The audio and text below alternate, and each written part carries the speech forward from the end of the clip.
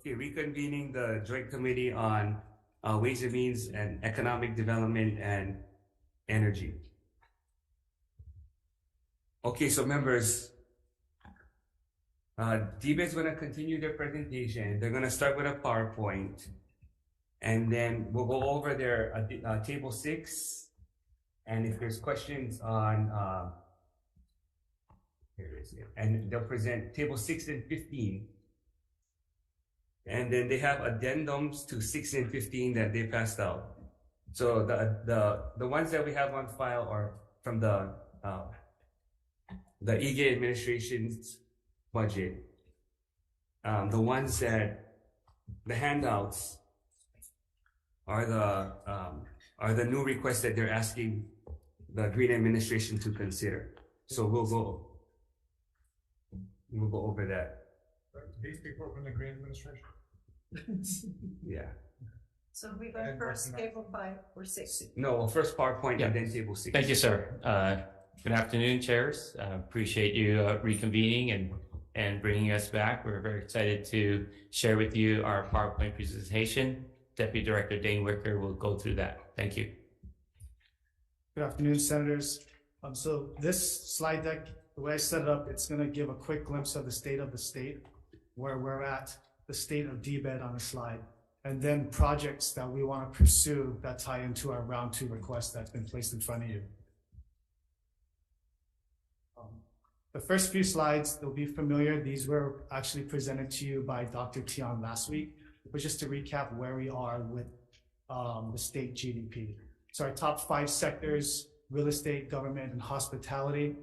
Our theme is moving the needle. So as we look at where we can either grow our tax base or expand our economy, we want to focus in the sectors that touch manufacturing, wholesale trade, agriculture, forestry, and fishing, and other services. Over the past 20 years, we've seen a decline in those industries while others have moved up. So our current state of our portfolio with the EGA administration requests, they're focused heavily on maintaining our current assets and facilities. We want to shift the needle. We want to look at activities that increase exports, decrease imports, and strengthen our supply chain. We also have discussed internally a plan to start promoting so we can increase the competitive nature of the Hawaii businesses. We're doing a critical assessment of state lands so we can figure out where the low-hanging fruit and we can target. So this is just, we're going to put together a map with the Office of Planning. We revisited a map of Hawaii Technology Development Corporation. So this listed out potential technology centers throughout the state of Hawaii. Some that are already moving pieces, beginning with Kauai is the Kauai Creative Tech Center. On Oahu, we have the Ag Tech Park, which is ADC. Let me back up. The Kauai Creative Tech Center is with the Creative Industries Division in HTDC. On Oahu, we have the Ag Tech Park with ADC. We have the First Responders Tech Campus with HTDC and partners with state, federal, and county on that. We have the proposed West Oahu Studio Film Complex. That's with Creative Industries Division. And then for HTDC in the urban core, we have the creative space of Entrepreneur Sandbox. And shifting over to the County of Maui, the HTDC has the Creative Space Maui, and then with the Maui Research and Technology Center. Potential there also is value added on Kauai and Maui with ADC. And then moving over to Hawaii Island, we have the Nauha Tech Park, which is an incubator for research and development, as well as other ocean and energy programs. And then the Foreign Trade Zone has put together a project for renovating their Hilo facility to become a ag tech research and development and demonstration. So as we look at these, because that's still a draft, though. Yeah. This is still a draft. This is all draft, and we'll be typing this up as we move. This helps set the framework of the direction we're headed into, statewide economic development. Are they going to be like magnets, or what is happening to each one of those? Are they different, or are they all kind of the same? Are you planning it out so that there's? We are planning it out. Some of them, the goal is to have them magnets. So it'll be, and I'll go into a cluster shortly. So for example, for West Oahu, that'll be creative media and film. And everything we'll look at incentives is to draw in that type of activity. Working backwards from there, what are the jobs, the skill set and work with workforce development with that. And Senator Moriwaki, thank you for that question. We appreciate, because this is still a draft. We're putting this together. We're, 50 days in, and this is how, as Deputy Director said, we're moving the needle. This is what we're hoping and thinking, that this is how we explain to everyone what we do as DBED and how we move that needle forward, whether it's workforce development, ag, all things that Dane is talking about, these things that we're moving forward. And so we're trying to tie it all together. We're looking at all of our requests and see how they fit within these categories.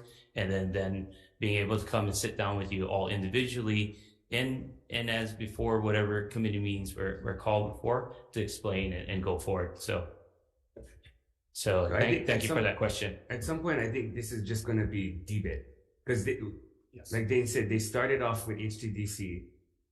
So they're just using the same, they're starting off with the original draft document from quite some time ago. So like he mentioned, it'll be a different DBED agency or division that may lead or partner in leading a certain cluster or a certain magnet or a certain tech park or a Yes. zone or enterprise. But Thank then, you, Chair.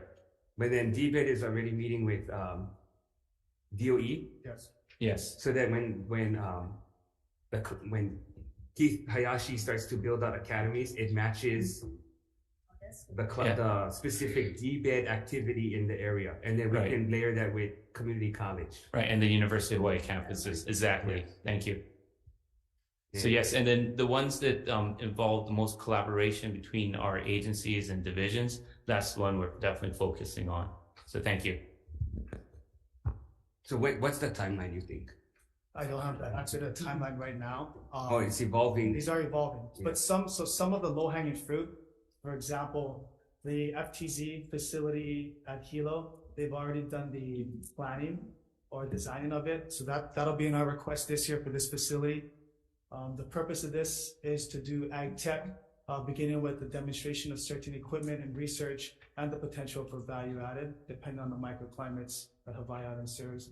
The creative media and film studio, this is no new concept, but our hopes are based on the productions. Right now, I think we have secured 3 productions for the year. There's potential for more, but we lack infrastructure.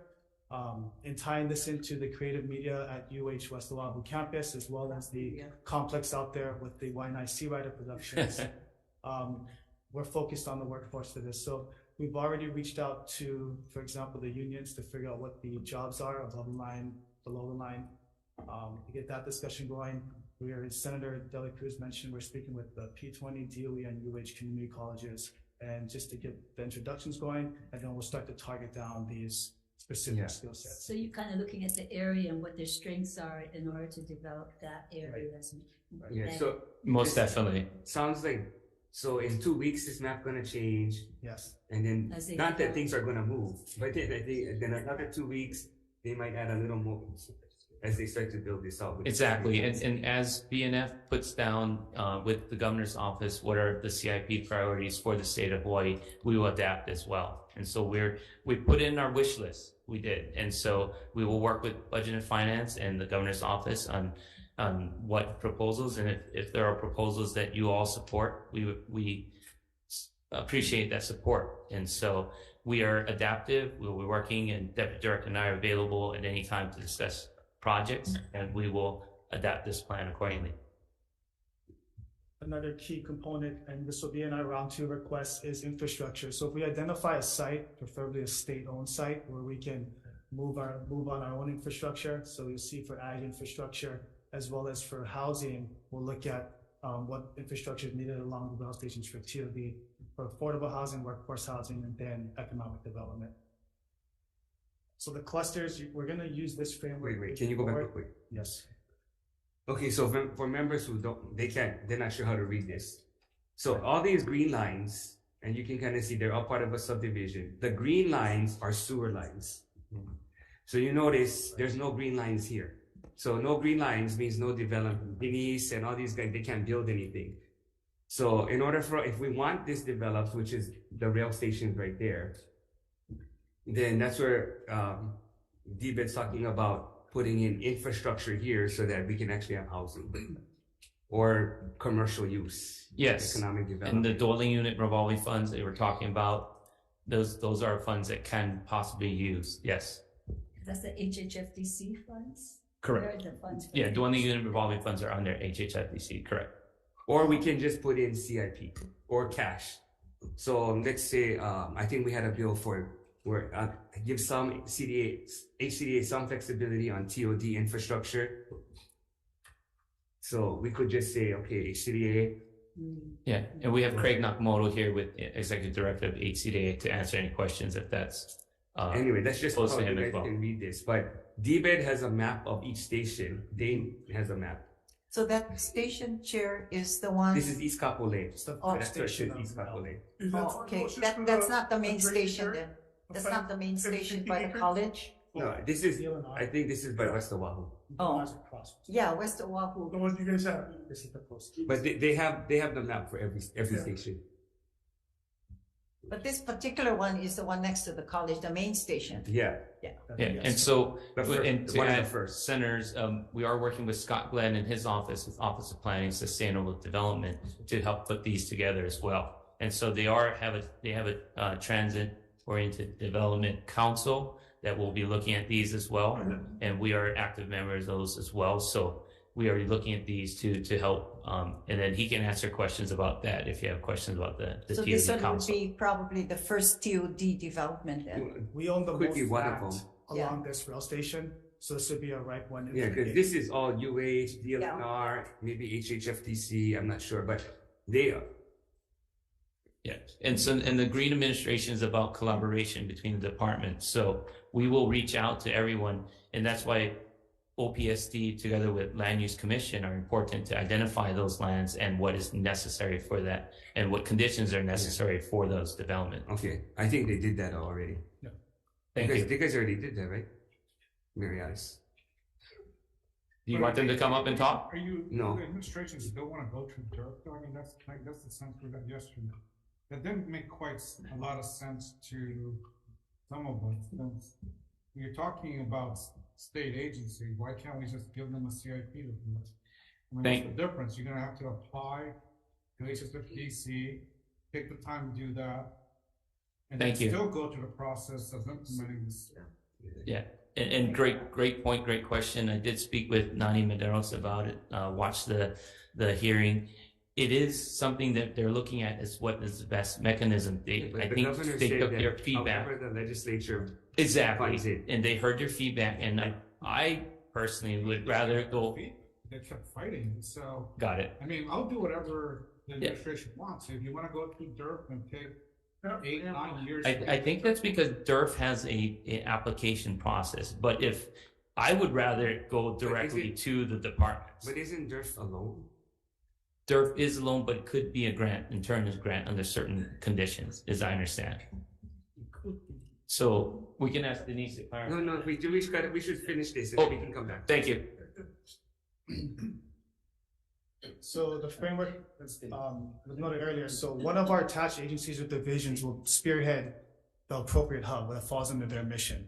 So if it's film, creative media, CID will take the lead for that center. But working with other agencies attached to DBED as well as our sister departments. So for example, I apologize, this is a little small.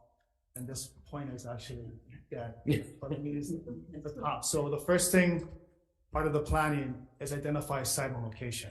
Preferably we state, but if not, can DBED acquire it through one of our attached corporations?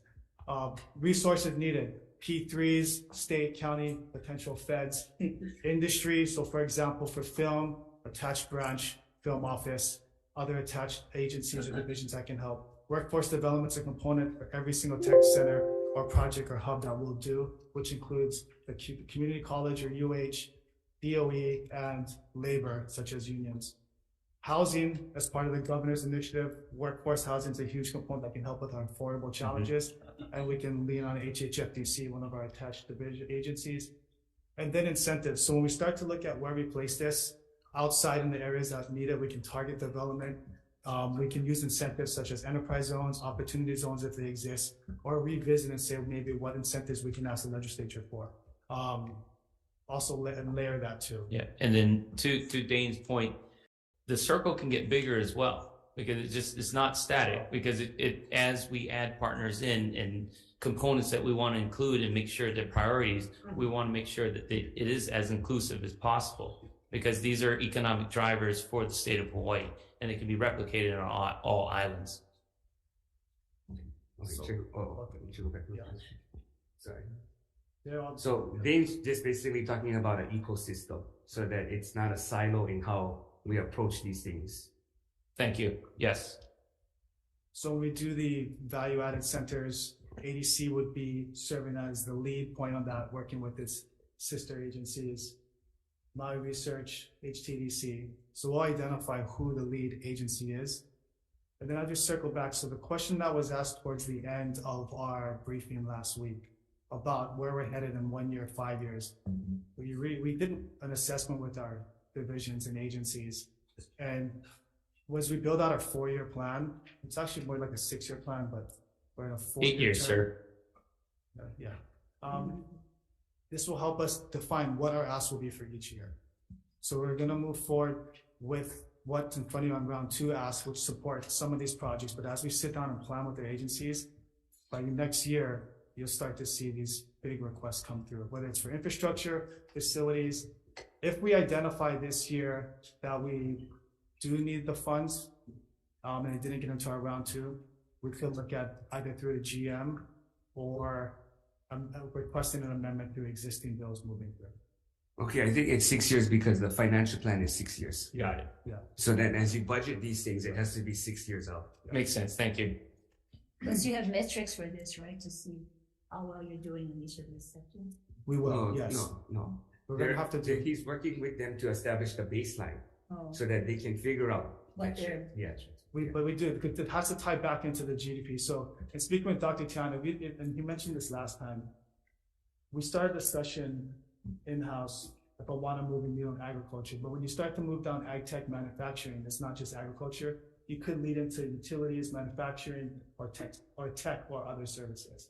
But we'll need to measure that to see how much it adjusts, even if it's like 0.5, 0.75. But it's a long range legacy. Yeah. But that's the end of. Okay, so why don't we go over the additions? Table 6. All right. Table 6. Thank you, sir. So we left off, At least you have a plan. thank you. And I have my reading glasses. So, all right. So we left off at, we finished HTA, and in deference to everybody else, we can go back to HTA, but if we can get through the rest, and then, Yeah. thank you. BED 120, Hawaii State Energy Office. Mark Flick is here as Chief Energy Office, but we're requesting those additions there. Do you want me to go by line, or? Yeah, because you don't have that much. Yes. Requesting $225,000 in general funds to provide full year. No, read table 6 first. Isn't that the table 6 edition? Sorry. No. Go line by line. The original table 6. And then we'll go to the addition. So I'm on round 1 operating CIP, right? Yeah, so I'm here. Back Oh, to- it's 156, page 156. Wait, am I not here? No, we finished that. So we're here. We're in 120 head statement. Right, it should be 30,000 Sorry, I'm in, right? So you're in. But you did the first one. Oh, sorry. No, but there's I think still- it's a page before that. BED 120 on the page before, sorry about that. 155. Yeah, so I'm on BED 120. 155. Okay, let's do 155. Yes, sir. No, so that's you did convention center. Yes, So after that is 120. I see 225. Yes, that's one I was reading. Sorry. Okay, and then so that's Quick question on the convention center. I thought it was. Is that the correct amount, or is that gonna be part of your addition, the second ask? 28.5. That is 28.5. Mark. Yeah, Mark, please. Thank you. Yes or no? Is that the correct amount? That's correct.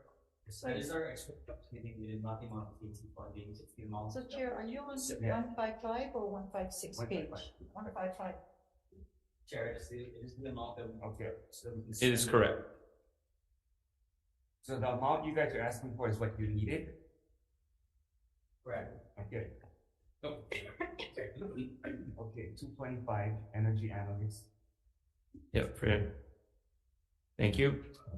Then it's requesting a federal fund adjustment in amount of $832,876 for the state energy program. Request is to increase the federal fund ceiling to reflect the anticipated federal award amount more accurately for fiscal year 25.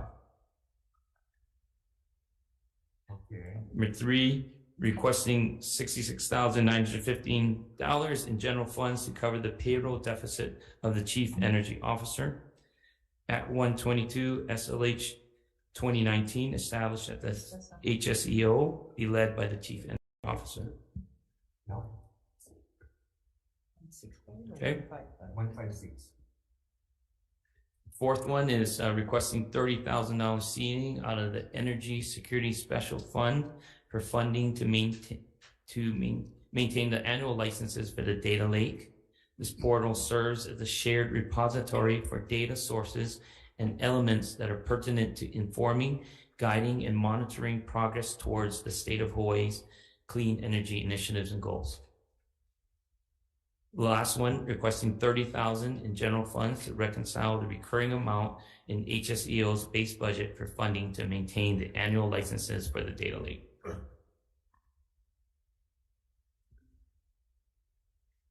So we have Mark Glick here, Chief Energy Officer, was on his second week, here to answer any questions. But moving on, BED 130, Reed, Dr. Tian, requesting $94,200 in general funds to be used as state matching funds for the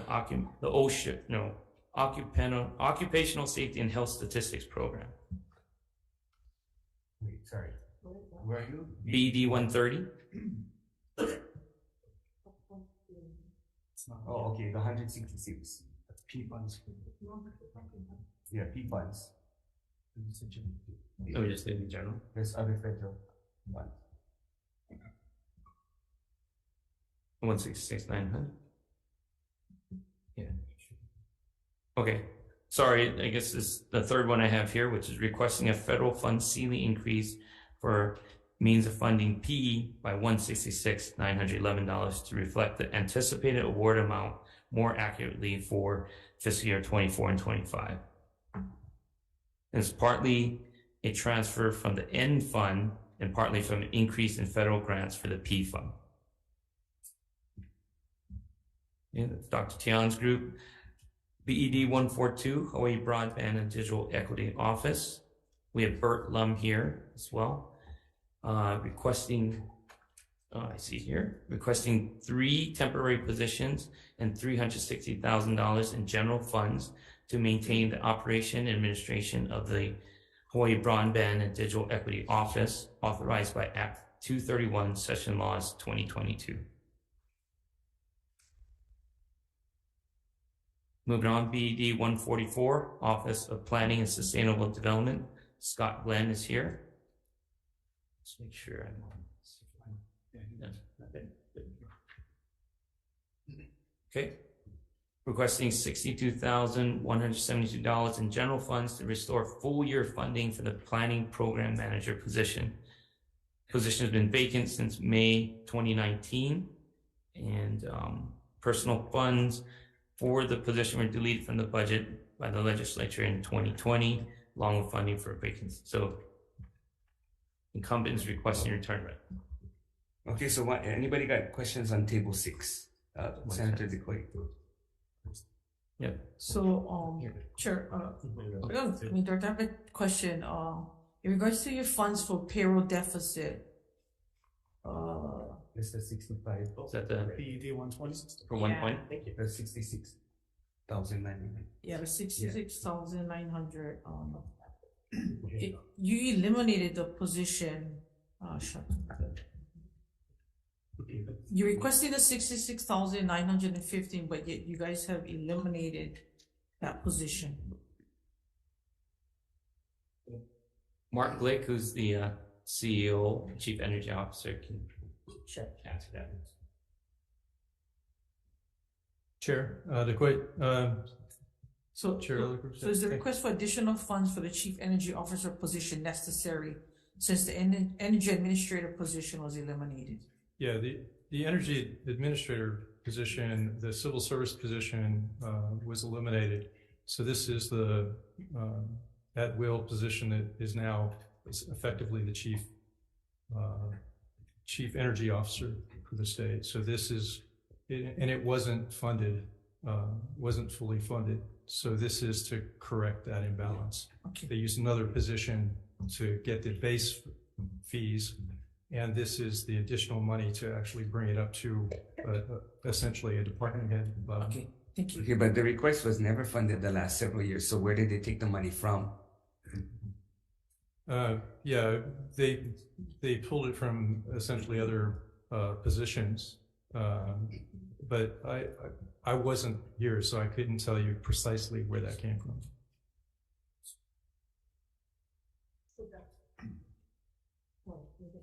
Does the money go back to that position? No, so we never approved the increase of that position's. So what, the previous debate director took monies from someplace else to fund it. Right, but when we did away with that position, where did those monies go? No, so they still hire, the administrator, I think is still there, right? Is that Kristen? No, the civil service position is gone. That was eliminated, I believe, last year. Yeah, so the new CEO, okay, so the CEO now Yeah. had the same amount plus what you're asking for. No, the salary is the same? The salary is roughly equivalent.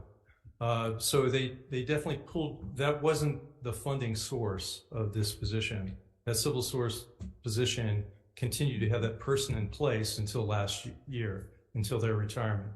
So it was definitely drawn from another source, but it was an insufficient amount from that source. Yeah, but you're saying that person retired.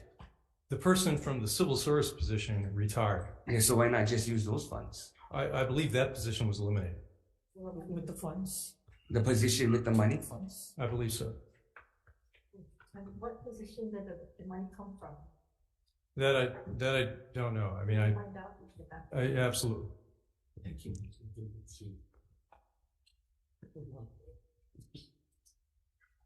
And then, go ahead. Anybody got questions? Yeah, me too. Go ahead. I want to ask Dr.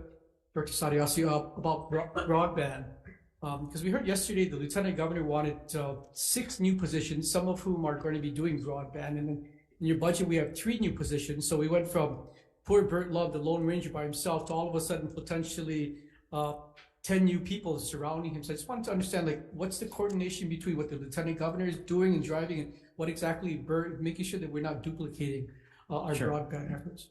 Well, first of all, we should ask, what are these 3 positions for? Sure. So what these 3 positions were approved last year as well. No, so so they're what a are they? continuation. They weren't in the previous budget, right? And Bert, if you can confirm this. Where's the order? And so those 3 positions were added by a session law in 2022.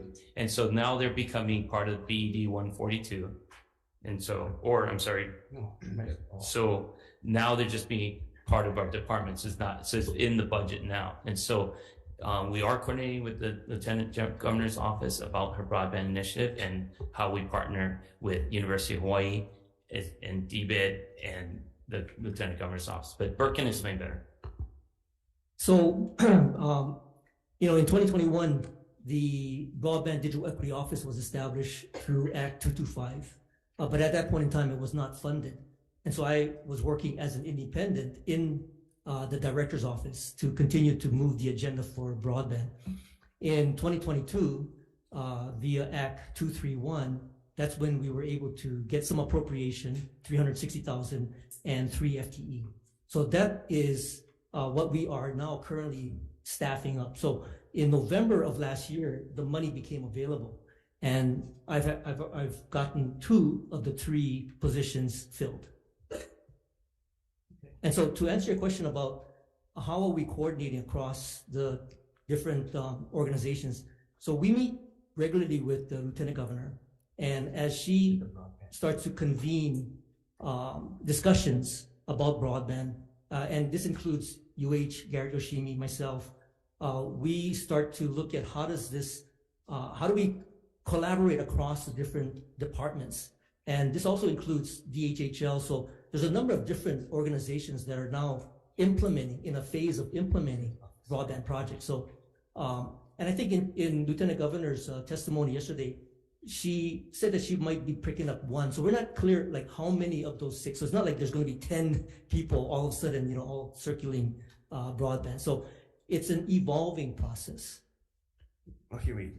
Why would it be evolving? I thought the last administration had designated the university to take the lead. So exactly what is it that you're doing? It seems like you're having meetings, but who's in charge and what direction Well, you're taking? I think it's easy to kind of differentiate between the University of Hawaii's work in broadband infrastructure and some of the key projects that they have been working on. One of them is the Capital Projects Fund. That's a $115 million grant that's coming from the U.S. Treasury. So that's one big project. A second big project is coming in from the BEED program. That's Broadband Equity, Access, and Deployment. Every state is going to get a minimum of $100 million. And so what is being managed as we go forward is the university is in a position to work with the federal government for these large infrastructure projects. And as a result of the same legislation that came through, and I'm referring to the Infrastructure Investment Jobs Act, there's also a piece for digital equity. All right, So my question is, who's in charge? well, again, it depends on, are you talking about infrastructure? Are you talking about digital equity? Overall, I mean, Overall, I think for those of us who live in the rural areas, we want to make sure that equity, regardless if it's infrastructure, we want equity. If it's access, we want equity. And you're sitting there telling me that it all depends. no, I'm telling you that the Broadband Digital Equity Office has oversight of equity. And equity includes broadband access, whereas Broadband Equity Office. it resides in DBIT. So Those are those 3 positions? exactly. So within the Broadband Digital Equity Office, and if you look at digital equity, it encompasses, these 5 pillars. One is broadband access, one is digital literacy, one is affordability, one is access to devices, and digital navigators. So that's kind of the broad umbrella of what is included in digital equity. So our aim is to make this technology accessible to everybody as it extends out to rural communities. So we're working tightly. So which specific projects and what specific outcomes? I'll give you an example. No, you don't give me an example. You give me all your projects. We want to see your example, the real projects you guys are working on. Okay, so and what the outcomes are supposed to be for the projects. Okay, let me start with the Affordable Connectivity Program. So the Affordable Connectivity Program is an FCC program that enables everybody in the community that qualifies to get $30 off their broadband bill, their internet bill. So one of the projects that we have been diligently working on, and again, this is something that, I highly leverage the Broadband WAM-EET to do, is to be the front line, to go out there and look at how we can, from a grassroots level. Well, share the numbers, guys. So given the time that you've spent on this already and all the meetings that you just alluded to, what's the numbers? Where are we as far as this project you just talked about? Okay, I'll give you some numbers. Hold on, I'll just refer to my notes here. Give me my reading glasses. No, that's okay. So I'll give you an example. So during the course of 2021, we had the emergency broadband benefit. And that was, again, a very grassroots effort, $50 off your internet bill. And what we were able to accomplish by the end of 2021 was about $28 million worth of benefit to the community. And that resulted in 11,000 households. a lot of rural areas, we have a map that shows the zip codes that were the ones most adopting the EBB. And in 2022, the EBB sort of evolved into something called the Affordable Connectivity Program. And so that program actually impacted this year, 2022, 37,000 households. So all total, we probably introduced a benefit of $70 million worth of. Okay, so how did that translate into the fact that the Fed's maps that just came out, there's still some issues about whether or not those maps are all that accurate or really reflect. So the maps that you're talking about, what happens with the ACP is that when people sign up, there is some data that is collected, and some of that data is zip code data. So what we were able to do was actually map the locations per zip code for the people that have adopted the ACP or the EBB. So that's kind of how we get a sense as to where some of these pockets are. With reference to the FCC broadband maps, that is another set of mapping data that includes something called the broadband serviceable locations, which is COSQUIS. They can actually show you homes and structures. Is there somebody in the administration who's taking the lead on making COM here? On behalf of folks who really don't have the capacity to make those comments? I mean, if they don't have broadband access, are they going to be able to make comments on those maps? Yes, absolutely. So what we've done is, we put together a form. We've gotten people to take a look at the map, look at their address, give me feedback on whether or not the availability of service in their particular location is in fact true as depicted by the map. So that's something that, again, grassroots. We've sent it out to everybody. We need to get. Talk about the communities and how you bring data. No, just answer what we asked. Yeah. You don't need to be going over. It's a project that was successful in a community, bringing broadband to that community. That's why. Well, Sorry. yeah. So to answer your question, what we need to do is we need to get data on what is happening in the community. So in order for us to get that data, we are encouraging constituents and community members and people on the ground to look at the map and let us know if the information that is depicted on the FCC map is accurate. And that way we can actually go back and challenge the maps. Okay, but Bert, I think the bottom line is, how do you justify to us why we give you the 3 positions and that money? So that's how you have to articulate these things, because if not, how do we justify adding it to the budget? Okay, so another project, and there's a numerous. No, for those 3 people going to be doing this work, I mean, that's what. Yes, they will be doing this work. You need those. Yes, I will. That this gets out to the rural communities. Yeah. Not being. Whether we're talking about ACP affordability programs, whether we're talking about digital literacy. Work chart, because Yes, I do. Because right now, if members, you look on table 18 and press the first link. Table 18 and then press the first link. That's page 188. Okay. So go to page 188, press the first link. And then you'll get to this, what Dane has up. And you can see how DBED is organized. So right now, it looks like Bert has 3 people, himself and then 2 the others. project coordinator and then an administrative services coordinator. Correct. So he would be adding to that. But I'm not sure, do you have? No, we're not adding. This is continuation of what was appropriated So in where are the 2020. 3 people? The new 3 people? Those are the 3. Yeah, those are So these are the 3 you want to fund? Yeah. Yes, they were temporary. So the request is to put them in the base with full funding. These 3 positions. Right. Oh, Senator Kim. Just a quick question. So how are you reaching out to these people in the rural areas or in urban areas? So with rural areas, what we try to do is get as hyper local as we can. And one of the things that we've been trying to leverage. What does that mean, hyper local?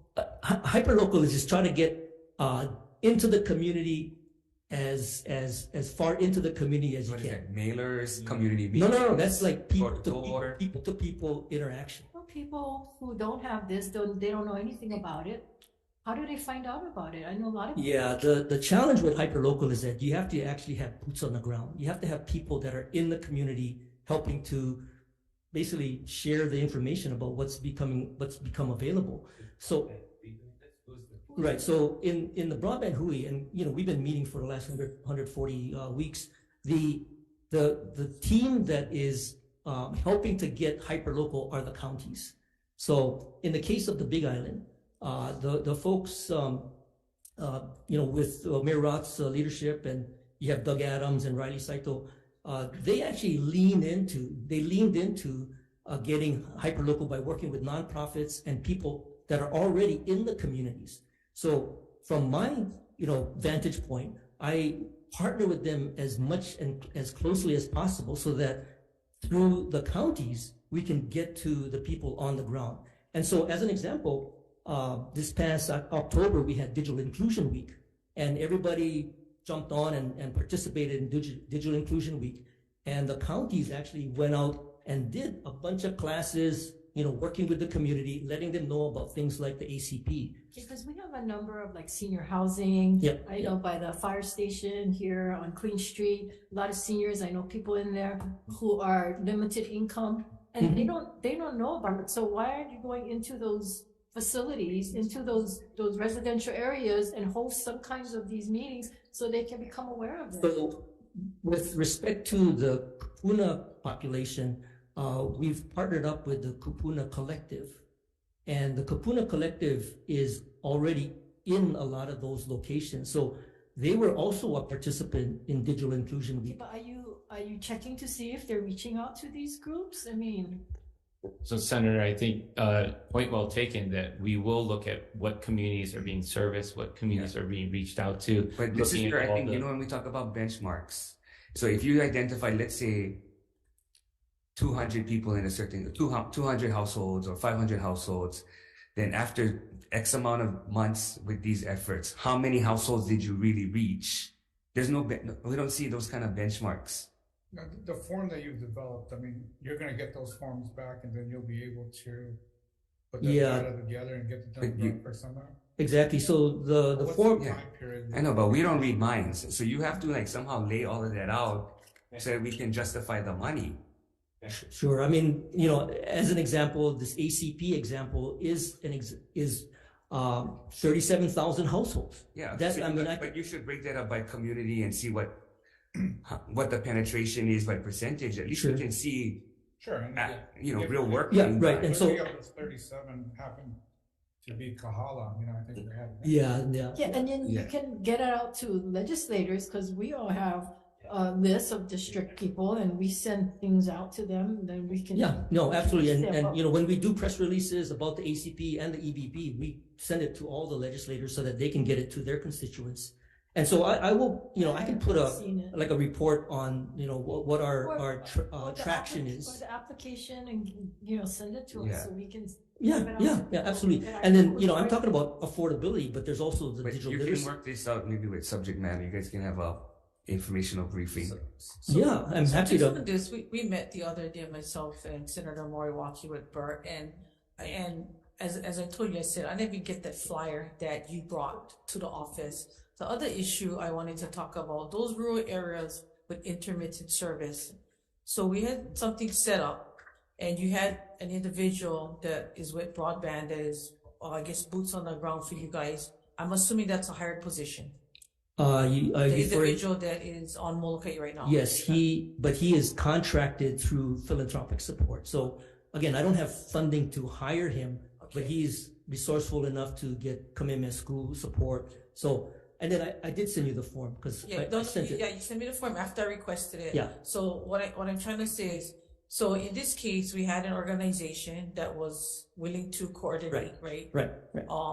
It's hard when you guys try to send out something in areas for broadband and they have intermittent service. Right. Like, how they gonna get I information? I totally understand, and that's why that was a great idea to actually have a class. And it just happens that there's a couple people from the Hui that are already on Molokai that are conducting classes as we speak. So this week. So as that is going on, that individual then turns around and says, well, we should, we have a group with that willing to do it at the council level, and I'm like, okay, it's the first time we heard that you guys going in that direction when you guys already a group working with the kupuna groups and the homestead areas.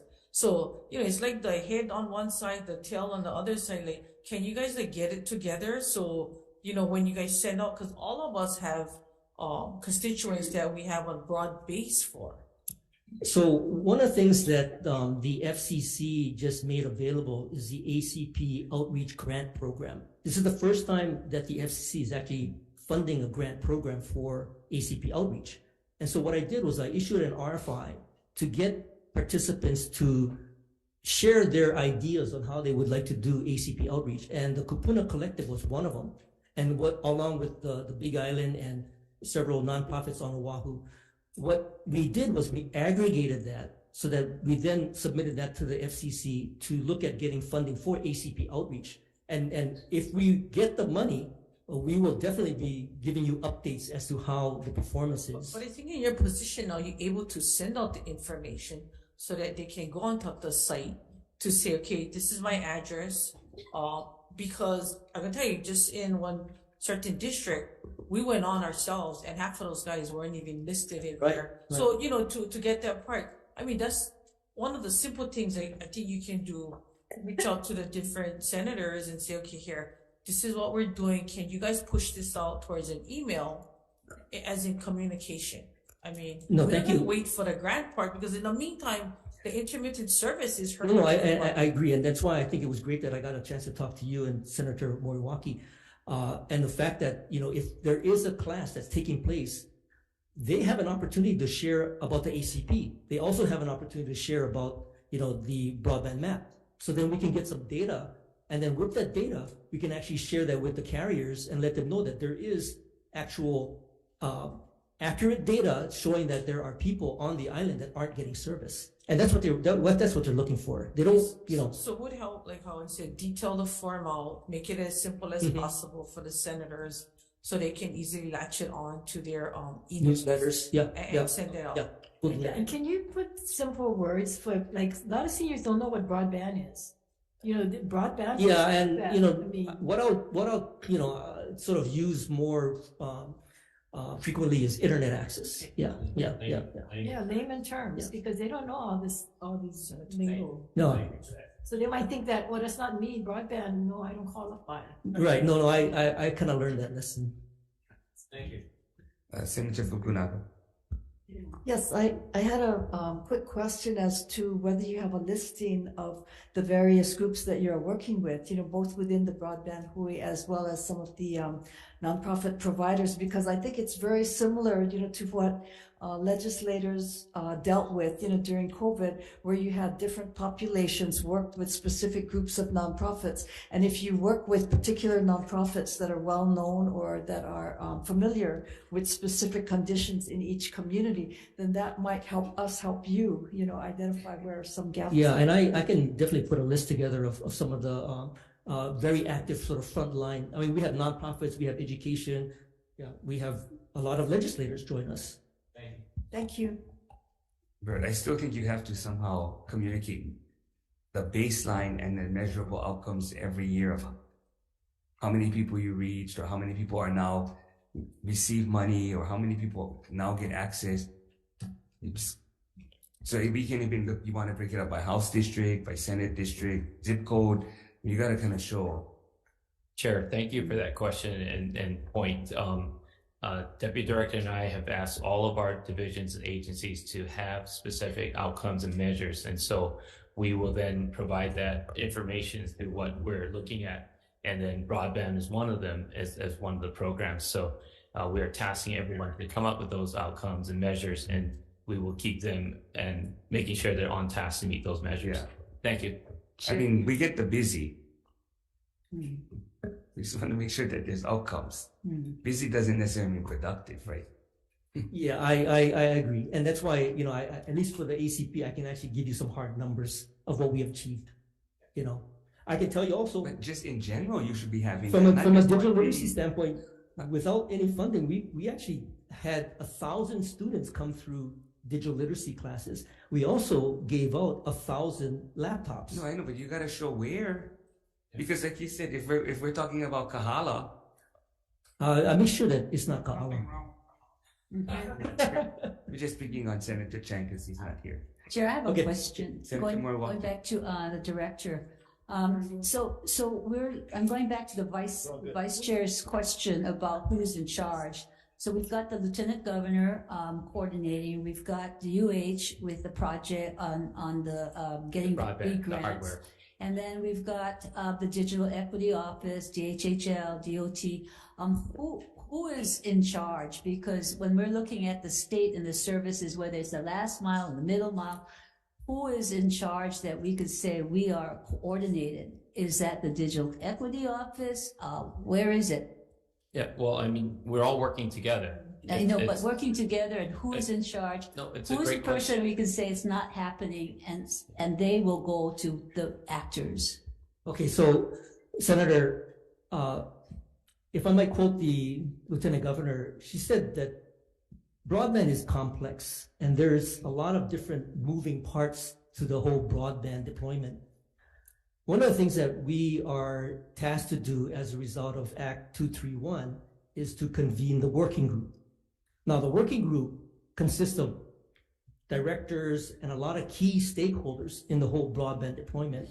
And the whole purpose for the working group is to start to look at what is going to be that authority or governing structure for all the deployment of infrastructure that goes into Hawaii as a result of federal funding. So, I might have said this earlier, but, this is an evolving process. So it's probably premature to say, is it UH? Is it me and DBET? Is it DHHL? Is it transportation? We're all working on a variety of different broadband projects, but there is an evolution that will get to a point where we will now be doing sort of an overall authority. Okay, but Act 225 that established the Digital Equity Office, said that there would be an executive and that would be appointed by the governor, and that would be the person that would get the working group together and we would have a report. Right. Where is that? So the working group, again, is a co-convening of UH and the Broadband Digital Equity Office that came as a result of Act 231. So where is the report, or Thank did you, the working Senator. group meet? Did the working group meet? So we are actually putting together the list of who will be participating in this working group, because right now it's still, we're trying to define who's, there's everybody on that list that includes congressional, governor, department heads, But who is convening the working? both UH and the Broadband Digital Equity Office. So I talk to them frequently. This law passed in 2021. No, the law that established the working established group the- passed in 2022. Okay. Yeah. So So- you and Garrett Yeah. Are you putting are the together- co-chairs. Yes. Okay, so when are we going to get some report on what you're doing? Our first meeting will be the week of the 13th of February. So you have a working group established. Yes. Do we have a list of names of you? Yeah.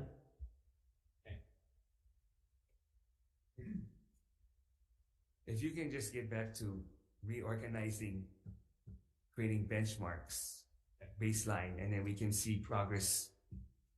Okay. So I'm just going, let's take Molokai for instance, because it's finite. How many households are Molokai?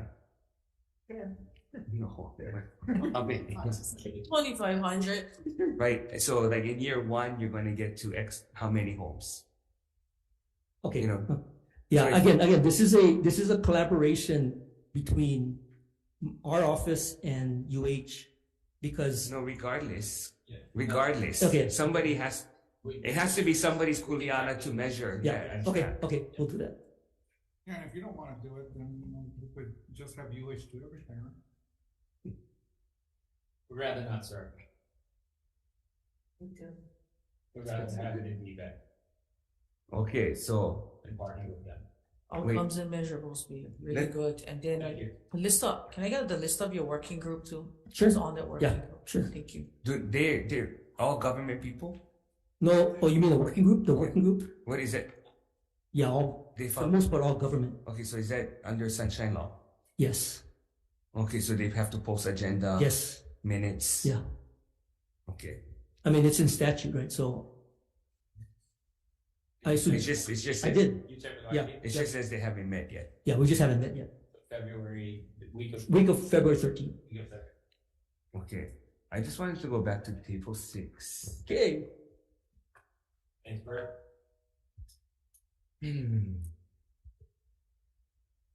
You can always tell us the page number, Chair. Oh, 155. Okay. So I know you're talking about Office of Energy, the 66. So you were saying that that was the previous administrator, right? The money came apart. So for members, I'm trying to go. So if you go back to the org chart, I'm on. So on the WAM document, I'm on page 155. But if you go to table 18, table 18. Yeah, Chair, actually, that position was funded for this chief energy officer, is No, the yeah. energy Oh, program maybe if you guys specialist. can go, if you can go to page 12. Page 12? Page 12 on, he'll pull it up. So what I'm just trying to figure out, so how many people, because see how it says, so even, you're saying the administrator is no longer there. Yeah, the And that energy position is program gone. administrator was eliminated on July 1, 2021. Okay, but this org chart is July 27. And it still says, What, it says temporary, well, let's see. Yeah, well, this is all is 7. Yeah. It says that on the chart. At the bottom. The bottom. oh my goodness. Okay, it's so small. It's, Right, it's very small. And you can see the position number for the chief energy officer is the energy program specialist. okay, so how many people in the energy office? 'Cause this is what, 33. 33 people. Yeah. I don't think anybody realized that the energy office was that large. It started with 1. Yeah, there's some are. Well, this good. That's where it's Very going. important project. It grew somewhere. So same thing with energy office. Whatever your benchmarks, where are we starting off, and then are we meeting those benchmarks? Because I'm not sure we're there. Well, Talk about the hydrogen. I mean, we certainly have established, in fact, in just the last week, since I've been there, the focus is more than just simply the advocacy statement and the mission about all of these different elements of the energy transition. It's about technical assistance and how we're going to materially support getting deployment in place. So part of that is like this emerging project, and like many of the grants that we've been seeking are things to get synchronous condensers for grid forming technologies in the electric grid Yeah, but portion. you know what I'm hearing? It's similar to UH. UH, their whole work program is based on what money can I get on grants, and that's what I'm going to work on. Versus what does the state need? What are supposed to be our goals? How do we achieve that, regardless of the grants or not? Because I'm not even sure we're there with reaching our energy goals to get to where we need to be by 2040 in regards to reliability, diversification, and even energy jobs. I mean, you're hitting precisely those elements that we need, the missing elements, or the. So what are these 33 people doing to ensure that those things are getting achieved? Yeah, well, my job in stepping in is to create that strategic focus to make sure that that really happens. And it's really targeted towards 6 areas of the energy transformation, which are essential. And what are the missing elements in that? Like you're saying, what are the things that you need to get from, in the case of Kauai, from 70% to 90% to 100%. What year? Because we just have the 2040. We don't know. So is it like overnight it's going to happen? I mean, what is supposed to happen by 2035? What percentage by 2030, 2025? Because even for us, then what investments does the state have to make? What tax credits do we have to provide to help diversify the grid? Right. Then we're not getting any direction from, DBED and the Energy Office of what does the legislature have to do to help achieve those goals? I feel it's my responsibility to provide that strategic direction and to get the office to define those elements. And that's our task now. And it's been our task now for the past week. I think that there has been a lot of progress really over the last several years in a lot of those areas, but it may very well have been less strategic than you may have liked. Yeah, the other thing that I noticed is, and Senator Chang had introduced a bill on a chief housing advocate, so that person would go and try to move housing front. But how often does the Energy Office do the same, where when projects meet goals on diversification, job creation, are they going to the city and trying to advocate that, okay, move this along, please, with the permitting, or going to PUC? Well, there certainly is a lot of material activity, and that I can cite some of those where they have done that, where the Energy Office has done that. But in regards to the full diversification or just certain technologies and certain projects? Because that's where I think it's not fair. Energy's office is picking and choosing certain technology and not looking at something much more diverse. That could well be. I would say that we're going to be a lot more strategic, which means that'll be the overriding governing policy for why we take things on. It will be less piecemeal. Yeah, and then even so, the chart that the deputy director showed, it would be awesome to see certain energy projects of scale help in certain rural communities create jobs, green energy jobs, whatever they may be. The director mentioned the hydrogen proposal, the hydrogen hub proposal. In that proposal, if we're successful, we need to have laid out exactly that. How will it be through all of the communities it serves? How will diversity and inclusion and equity be served? So we are heavily working on that to ensure that that happens. And it's a really good lesson because we're going to apply that across the board to everything. Yeah, but I would think they would follow somewhat of a similar formula where once you better define for us what this hydrogen economy is, where it's going to be, then we can identify which community colleges and which high schools we can create pipelines for to feed that economy in that area. And for the workforce for the most part, Extremely important, extremely important. I mean, there's a reason why I think you're in DBED. There's job creation and all that. If not, you could go deal in R. Right. No, that's true. Sure. Agreed. So whether or not you get the federal grant, I mean, what's the game plan then for hydrogen as opposed to, if you don't get a federal grant, does that mean you don't do anything? No. Next year until you come back? Excellent question, Vice Chair. Again, part of being strategic and part of our objective now is where do we apply our resources, our people, to technical assistance. And in many cases, I'll use Molokai as an example. We have been participating with HNEI on something called the Molokai Community Energy Resilience Action Plan.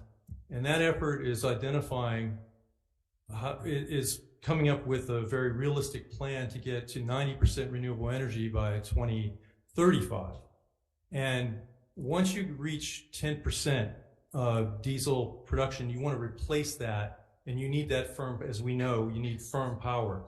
So hydrogen is an excellent source for that. So we will continue to plan and to try to work out planning so that hydrogen becomes listed as, or ammonia as one of the green hydrogen and ammonia is some of the sources that could potentially yield that. So we'll be looking at hydrogen and all of the other renewable energy resources. How does it fit into solving those problems as we support energy planning throughout the state? If I can add to what Mark is saying, it's that 2 weeks ago, the governor and I and Scott Glenn, Mark, we all met with the Assistant Secretary or Deputy Secretary of the Department of Energy. He came to Hawaii, an event put on by the University of Hawaii and Mark and his team. And that's right before he came over to be the Chief Energy Officer. And we had robust discussions with him about multiple energy sources that could be applicable here in Hawaii. We even discussed having the Department of Energy open up an office here in Hawaii, possibly in Kalaeloa or other areas that have been explored by our team prior. And so Mark is now carrying that forward. And the governor had really good discussions about ways we can collaborate. Hydrogen is one of the strategies, but not the only strategy. Yeah, So but I we're hope looking forward to you know that. something in the state of the state. So there has to be some kind of some real effort behind it. If he's Most definitely. Secretary Fabella. Okay, Senator thanks. Lee. Thank you, Chair. Thanks. Just want to follow up on a slightly different angle on this. The electrification of transportation and that whole side of the energy equation, seems to be sort of the newer, bigger, and timely focus. While we don't have big goals like 2045 for this, most of the major manufacturers of cars are going to be moving toward full electric within the next decade or decade and a half or so. And we are, compared to most states, way behind the ball on this. It seems like most of the actual expertise on this isn't actually in DOT, but is, I guess, partly in OP, but mostly the Energy Office. In order to actually develop plans and execute and deploy infrastructure and charging capacity and all that stuff, do you guys have capacity entirely in-house, or is it going to be a partnership with DOT, or how's that all going to function, and what is this going to look like? Senator Lee, excellent question. And I think that raises the broader point that hydrogen is a element of the energy transition. Electrification of transportation is becoming an emerging piece, and from our own capacity internally, particularly in our resilience group, where we have an individual that came from the California Air Resources Board that worked on program design there, as well as somebody came from San Diego Gas and Electric that leads that department, who's an engineer. We do have internal capacity to be able to support reviewing and commenting and participating in the integrated grid planning process. It's critically important that the hardened grid to be able to support electric vehicle charging is in place, and that we fully utilize the existing monies from the Bipartisan Infrastructure Law and the Inflation Reduction Act. And so it will require, I think, leadership from our office to help set the strategy on how that can work best statewide. But we're going to have to work in partnership with the utilities and with other key players to be able to secure those grants and to be able to ensure that we accelerate the pace of hardening the grid. So I guess let me ask it this way. The federal grants for some of those positions are in your office, in the Energy Office, that are looking at clean transportation and that whole nexus of charging capacity and everything. But that's not in DOT.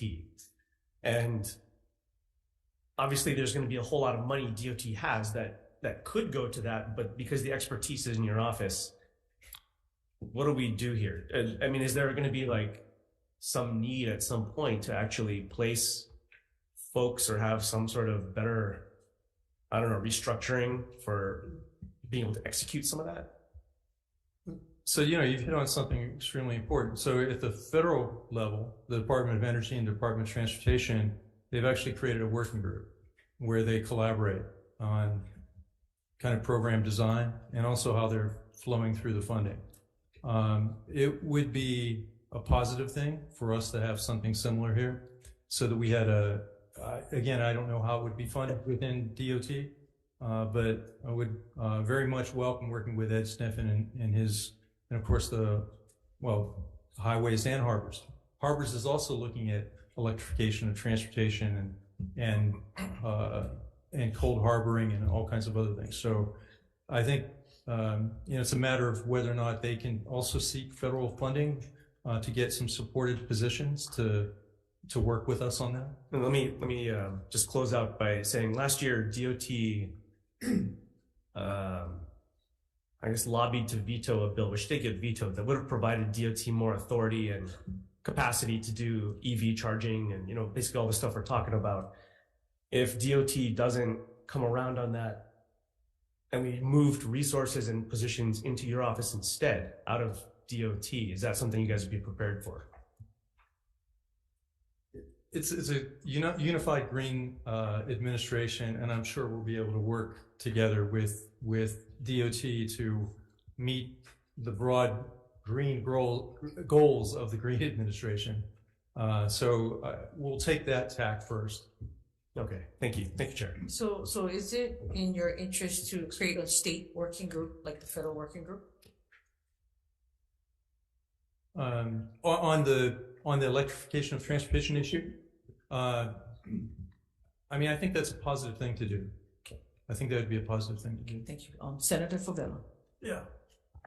The question I have is that the city and county of Honolulu, when I was at the refuse department quite a while ago, had these companies, when we was trying to order more trucks, was introducing these hydrogen trucks to switch out our fleet with the refuse department and going with this hydrogen thing, and it got stalled, whatever, it got stalled. But this is the thing, every time we come up with something, our state, we're in a dire need of more than, and I get more issues about the windmills and the solar panels as ugly my community on the mountain. People don't know, I don't know if anybody else knows, the city and county. Problem is the city and county every year us we get fined for not giving enough trash to H Power, which generate energy. But H Power tells us that they don't take tires, now they're not taking metal. Certain things are taken away. The problem I have is that sounds great, and I applaud the governor for doing this. But what is the reality in the next 4 years? That's the question.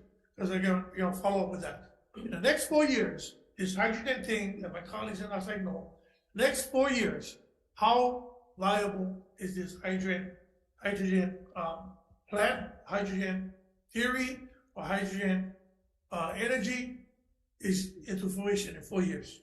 What do you guys look at that? Yes, Senator.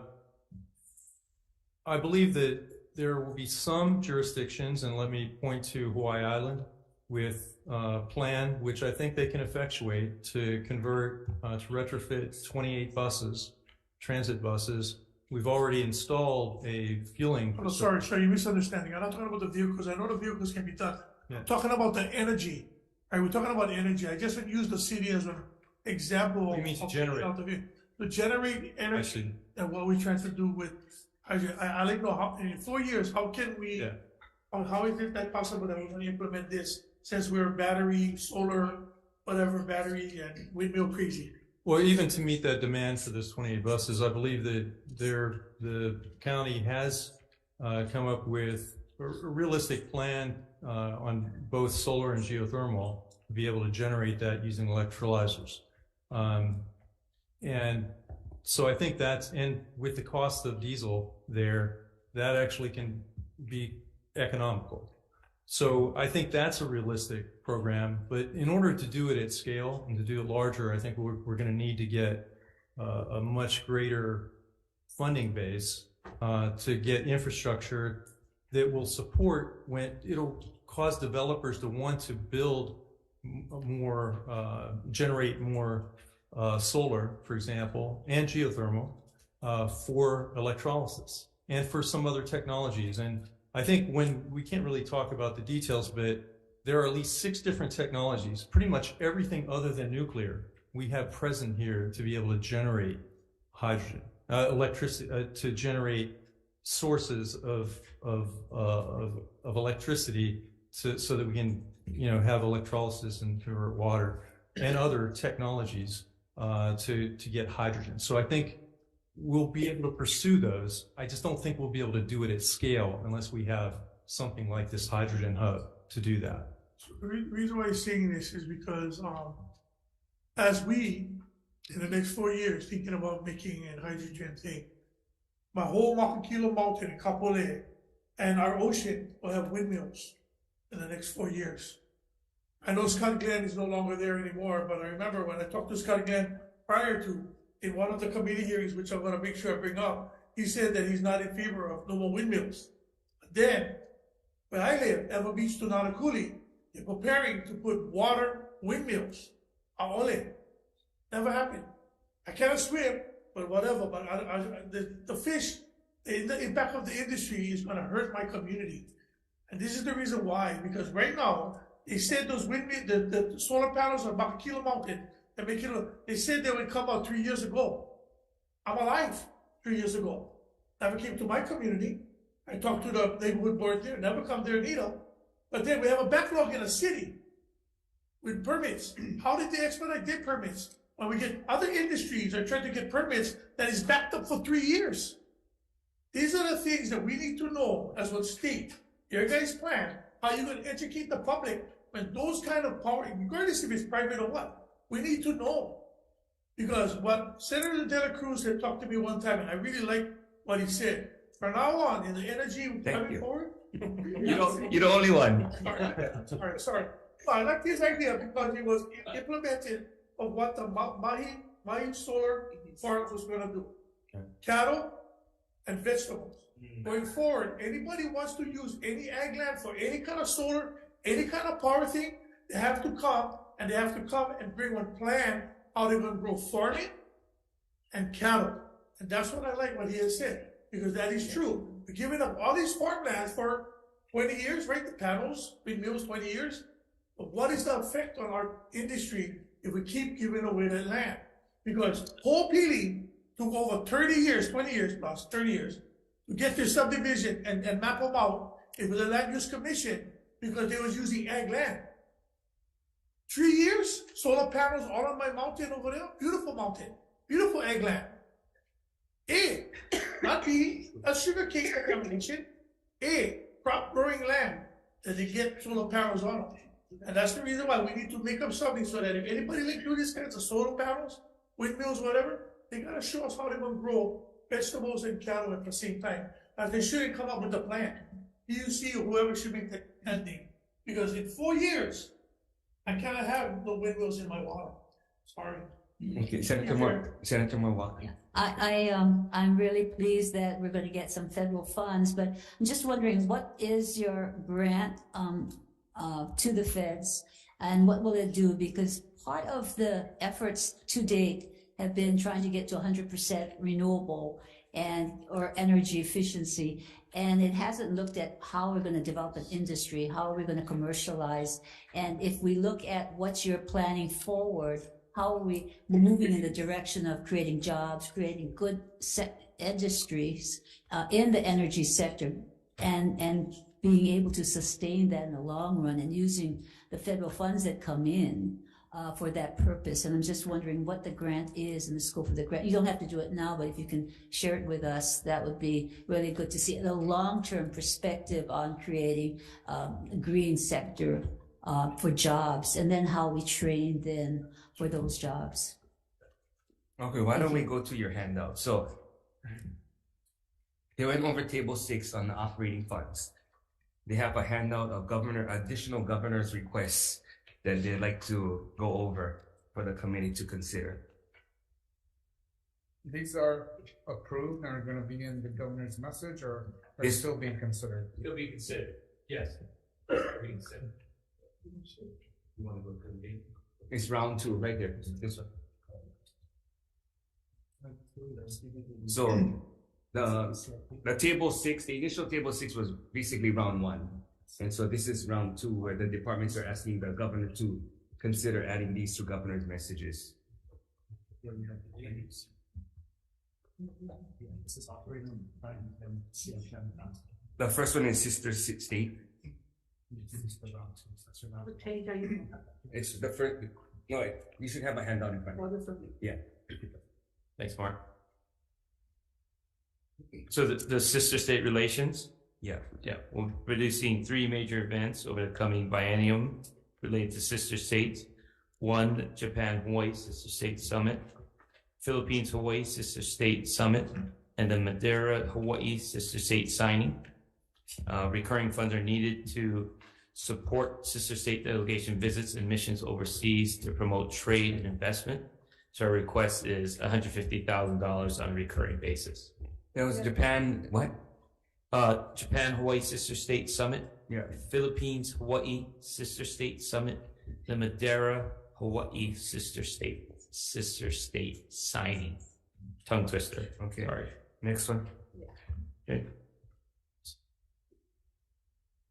Made in Hawaii, pursuant to Act 2, Session Laws 2021, DBID will promote Hawaii-made products, and this thanks to Senator Wakai. We had a meeting with yourself and Chair Coit, and DBID will promote Hawaii-made products in strategic international, domestic, and local markets, build brand awareness through social media and other platforms, provide B2B and B2C opportunities through trade shows, consumer shows, e-commerce, and products.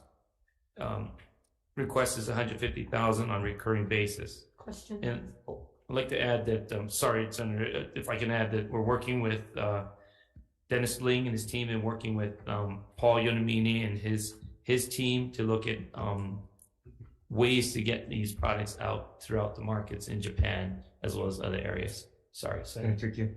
So when you say you're gonna do all these promotions and stuff, are you hiring a consultant to do it, or are you folks doing it in-house with all of your people? How are you doing it? I'm gonna ask Dennis Ling to come up and explain. Thank you, Senator.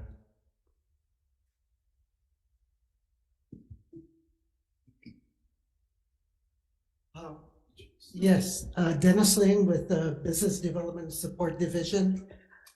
Yes, Senator, we will work with a consultant to help develop the promotional activities.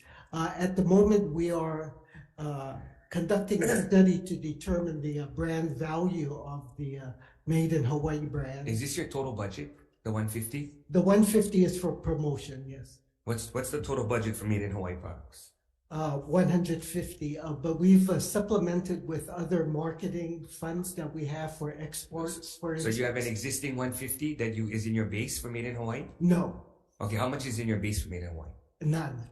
So this is the only money you're. This is the okay. only So money. if you can give the committee a breakdown of the 150, I think that's what. Yeah, well, I'm a little concerned because every time we want to do an initiative, we study it to death. We hire a consultant, and at the end of the day, I don't know who actually holds the consultant accountable for what we're getting. And so we hire all these people, supposedly people who are qualified and have the expertise, but then all we do is go out and hire a consultant to do the work. So, I mean, we're spending all this money on consultants. Why do we need even staff? Yes, the initial money is spent on consultants. The 150,000 for promotion will be done in-house, as well as with other consultants that we need assistance in social media, for instance. Wait, what do you mean? I thought you said 150 was the only money you have for Made in Hawaii. Yes, it is. But you said the initial money will be for consultants. The initial and then this money, 150 yes. is going to be in-house with others. Last session, we were able to get 150,000 to conduct the study. Okay, so and that's not in the base. So what do we have? Do you have a copy of the study? We are in the process of finalizing it.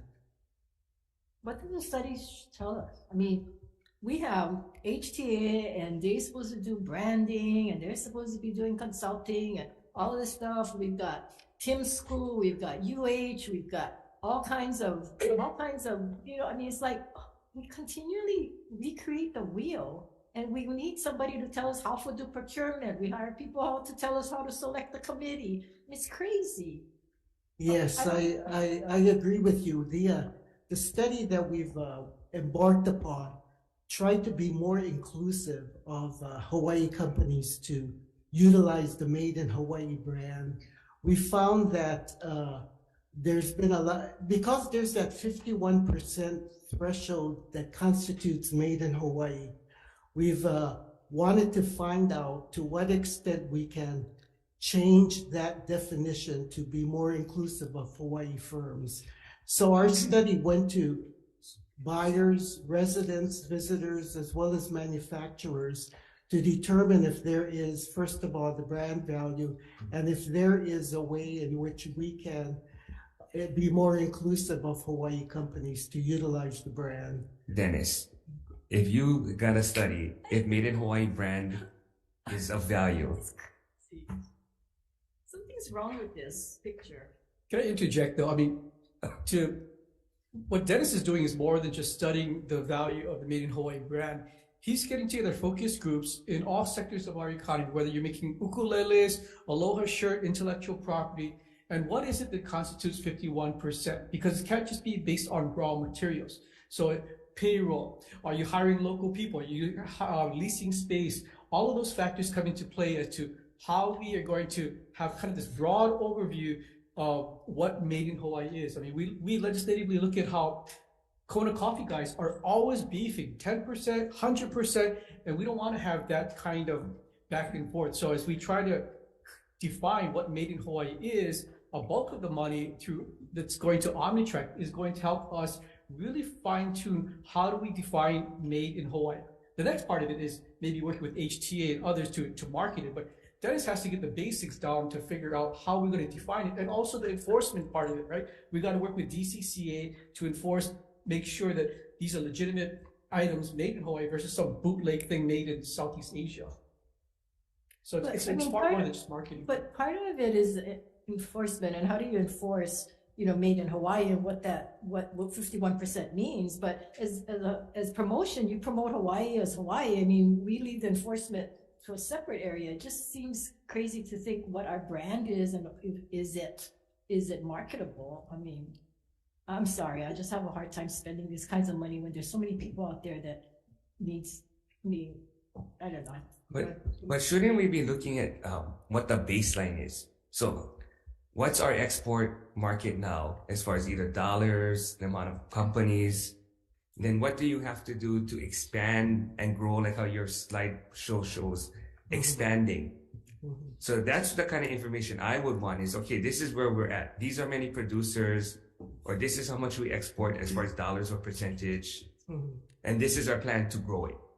Yes. Then at least it shows what we're investing in. Yeah, through our efforts, the past efforts, we've already achieved some of those metrics in regards to increasing exports, utilizing the Made in Hawaii brand, but not being as strict in its definition of the 51%. We do market Hawaii products from Hawaii companies, and we have metrics in which we've, through our Hawaii State Trade Export Program, we've marketed the Hawaii products, and we have metrics as to how much we've Dennis, achieved. can you a copy of the products that you folks have marketed? Sure, at trade shows, at consumer shows, and things like that, yes. Can we see that study, the current one and the past ones that you talked about? Well, we have a current one. We didn't do any one in the past, so. Did you just say based on what the past, you figured out what 51% or whatever? Didn't you just tell me that just now? No, What did did I? you just say then? I said our past efforts in marketing the through trade shows and trade consumer. So you never had any kind of consultant or any kind of study done in the past about No, Hawaii no, products? not about Hawaii, Made in Hawaii products, no. But It was confusing what you said. okay, so the trade shows, you have metrics as to how much we've results. achieved through results in our, we receive an SBA grant, and we are required to report to them the metrics of number of companies that we've assisted, dollar value of exports achieved, number of new markets that we go into. So those metrics we do have. Okay, it almost sounds, you know, like when you take a look at CNHA and Pop-Up Makeke, I mean, I almost feel like they do a really good job at trying to build capacity. They have a platform, and you know, you guys you somehow either got to partner with things like that or got to ramp it up, because I don't know what this is getting us. Yes, Papa Makeke and Manalap and those platforms are very successful. And they had a consultant that studied what is 51%? Well, I think they don't market merchandise that constitutes the 51%. They're Hawaii products made by Hawaii companies. And that's not what we're after. That's because we have to stick by the definition of what constitutes. Okay, but how is this different as far as process and with seal of quality? It is, well, seal of quality is food. Yeah. So why not? So what is the deal with that? At least 50% of that has to be Hawaii? Yes. So at what point do you say, and why not just go with the 50%? As long as it's all 50% made in Hawaii, you get to use the D-Beds made in Hawaii sticker. Well, and if you're not, you don't. Yeah, well, for non-perishable goods, there has been some comments that it's hard to achieve that 51% produced materials, labor, expenses going into it, and that they would also like to include overhead and operating expenses into the mix. So we want to broaden that definition. So we're splitting I'm not sure hairs if I'm now. in favor of that. I just think, but you have to look at what the problems are. So let's say it's materials.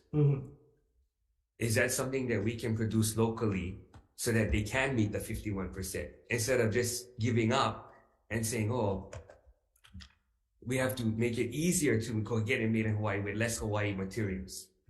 I don't know if you do that kind of analysis. So how do we grow our economy by helping these companies with a supply chain like the deputy was talking about earlier?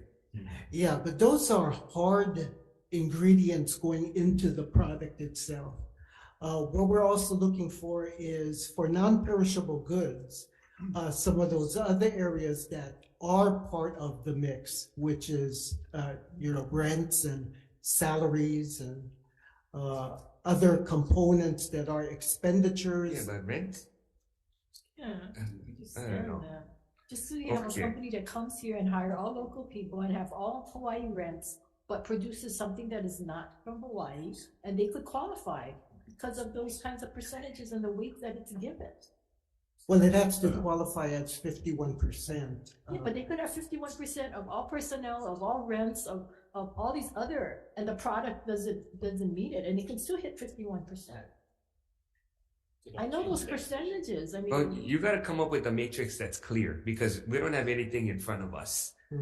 It's just what we're reacting to what you're saying. So, but we're expending dollars, hard dollars, to do what he's saying. yeah, so maybe that's what I'm saying. He has to show all of that at some point to the subject He's matter. already spent the money. That's my concern. No, well, we're talking about the additional 150 he's asking Right, they already spent our money. on the study. The study, I don't know what the study produced. But you're not doing any additional studies though, right? With this new We're one? not doing additional studies. So what is the consultant for? The consultant is for the current study. Oh, no, the 150 coming up is to move forward with. It's to move it. Yeah, move so what are forward, you- So there's no consultants in that 150. The additional monies that we're asking now. Yeah. There's no consultants. No. Okay, can you give us a breakdown of this 150 that the director is asking for? Sure. And give us the results of the study. Okay. Senator Kim, Senator Kidani. Thank you, Chair. My question is, in the past, have we ever gone after anyone who is asking or producing something with a made in Hawaii label that is not 51%? We have not, because we do not regulate the. So what's the point in doing it if you're not regulating? Yeah, we're right now the regulator is Department of Value. That's for everything, including merchandise, clothing? That is. That doesn't make any sense to me, Yeah, sorry. they, I mean, Department of Ag knows livestock, yeah. agriculture products, Right, but right. But they were- clothing, yeah, whatever, that They were makes no given the sense. powers of citation and injunctive hearings and other of those regulatory Yeah, powers. but if you're going to require 51% before they can put a seal made in Hawaii, but no one goes after them if they don't, then I don't know why you even bother. I mean, not that you shouldn't. I'm just saying anybody can do it because they know you're not going to go after them. Okay, there's your definition of what made in Hawaii is so that you can determine if someone can use that logo or not, or that phrase or not. And then there's the promotional, but the 150 includes promoting those products that make the cut. Yes. The 150 is for promotional means Of the products that make the cut of what it should. of what constitutes made in Hawaii, yes, that meets the threshold of. And the study will tell us what makes that cut. The study will tell us what makes the new definition, yes. But then it's subjective to the person making the decision that the product meets that. I think we're going to have to go out with administrative rules to determine what will Who make makes the that. final decision on who makes the cut? The gov, right? Gotta sign the rules. It would be the department. No, our department. So your department make the rules, but who actually effectuate and Oh. say, this product makes it, this product doesn't make it? It would Who be says that? DBED, Who in DBED? our division. Who? A committee, one person? Dennis before he retires. Well, yes. It's like DBED where Mike McCartney made the decision by himself? Is it a sole person make the decision or is it Well, a I think, committee? the criteria would be established, and then if they meet the criteria, But it's still subjective to some point, right? it is, it Yes. can be. So yes. that's why I'm saying, who makes that decision? Who plays God in that sense? Yeah. Somebody's. Okay, who does the seal of quality now? Is that the whole board of ag, or is that just what the I think position? it's the marketing branch. Because that's where I think there is some, you can even that out if there were, let's say, a commission of 3 that had to review it and look at it versus one individual. So I guess what Senator Mercado was asking was, are you making that decision or is it a committee making that decision? Well, at this point, we haven't gotten to that, but, if you were to ask me right now, it would be our division as to how we would constitute the, So your evaluation. division of one or your division or of we would have director? BED 100, so there's several staff in there. Okay, so who made the decision prior to all the products that you guys promote? All the promotions, who decide what products are in that? We have determined that as long as there were a Hawaii company that made products in Hawaii, that we would promote them at trade shows and consumer shows and other promotional things. We don't have the certifying authority to determine what constitutes a made in Hawaii product. So anybody who applied or anything, you go to the store and say, oh, that's made in Hawaii, we're gonna promote those products. How did you decide? We didn't decide that. Who We don't do that. So who decided what you're gonna promote? We determine at some of the promotional things that we do, as long as they're a Hawaii company, they have a Hawaii product that they've self-certified as a Hawaii product. Yeah, but say there's 1,000 Hawaii companies. How did you, but you don't do all 1,000, right? How did you pick the ones you picked? Well, they come forward and they participate with cooperative. So you send out a memo to all the companies? Well, for trade shows, for instance, we send out a memo to all of the companies, say if you want to participate with us in a trade show, that you have to fill out a certificate. Okay, so you reach out to them, that's what I would reach out to them, yes. And anybody who says yes, they're allowed to. A Hawaii company, yes. Just the fact that they're here in Hawaii. That the fact that they're in Hawaii and that they certify their product is 51% made in Hawaii. I thought you said you didn't do 51%. I thought you said you gotta define what 51% is. We're trying to redefine what 51%. Okay, you know what? Why don't you guys get organized? You go figure out either a timeline or what decisions you can make, and then you can do a presentation to subject matter committee on really get into depth in this, on how you're gonna enforce, what's your timeline on the percentage. I mean, you gotta kind of figure that out. Because right now it doesn't sound like you kind of have all of it planned. You just, right?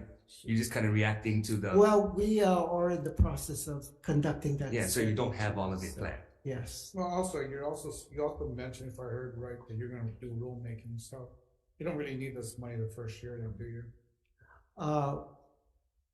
Well, we would, well, you're right. You're right. You don't need money for rulemaking. No, but I thought you said this money is for promotion. This money is for promotion. So, oh, but you gotta promote, yeah. Well, you got like a couple months for the Senate gets the budget bill. Okay, no, okay. You had a question? No, if they're gonna come back with, what you're Because gonna this horse spend the is money on. like really like. Because is it trade show, is it a study, or, what are you using the money for, this 150,000?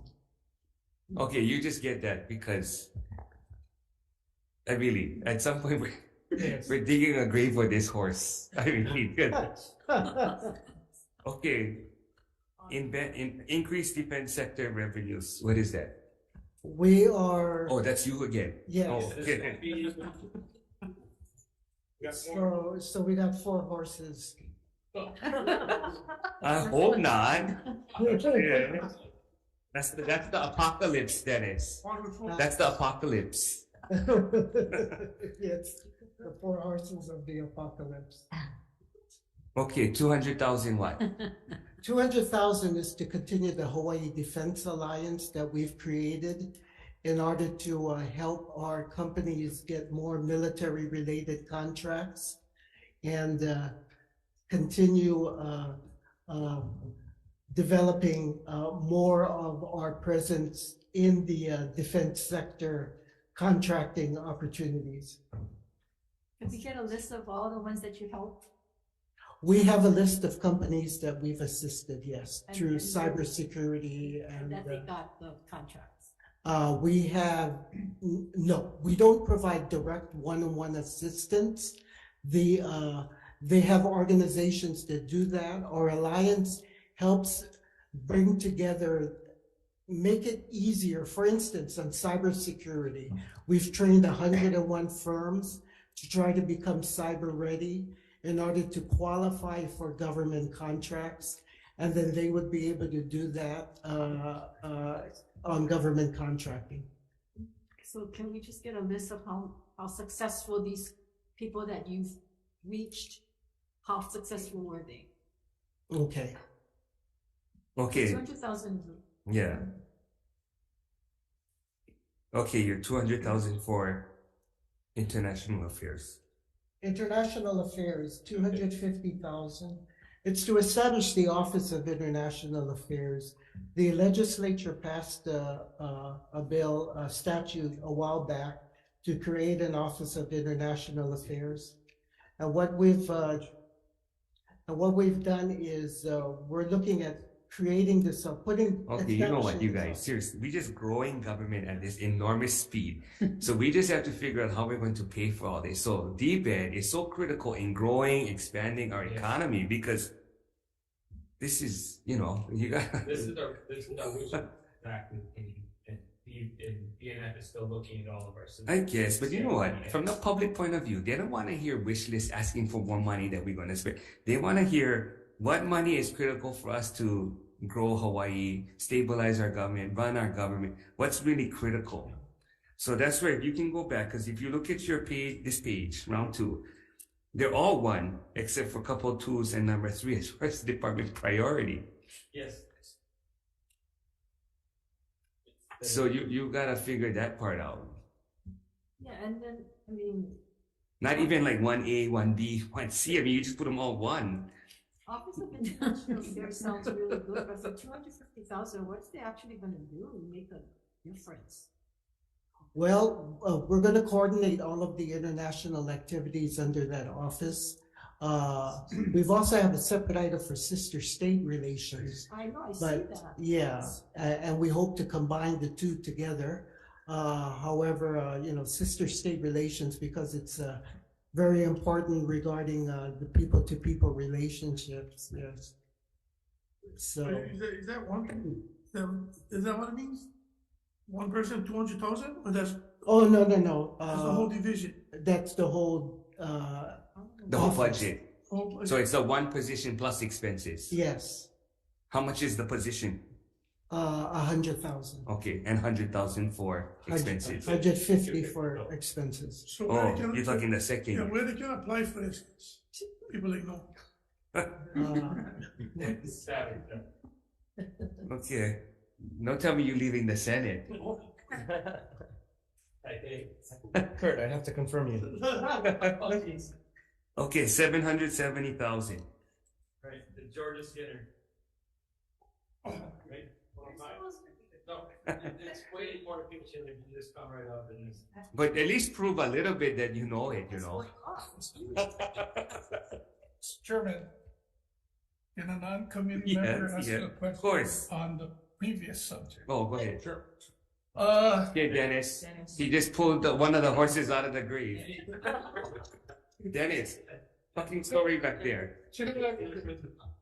And whether it's for the director, the deputy, I see Mr. DeFries of HDA. As you know, for the past week, I've been talking about the park reservation system at DLNR, and that I believe it's being underutilized because we should have links to Hawai'i-made products. As we're just having the discussion about identifying and utilizing it, it seems parks is reluctant to commercialize, if you will, the system. Their mission is parks. So are you open to, or have you already initiated any discussions with DLNR about how we may be able to utilize, some of these Hawaii-made links and broaden the market for the locally produced products?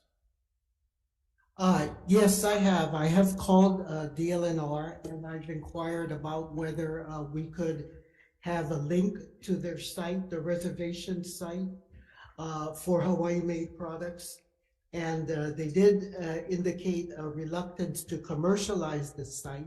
I did mention to them we have a site called madeinhawaii.gov, in which we have companies that have platforms of Hawaii products that we could put on there. It's a government site, and they indicated they need to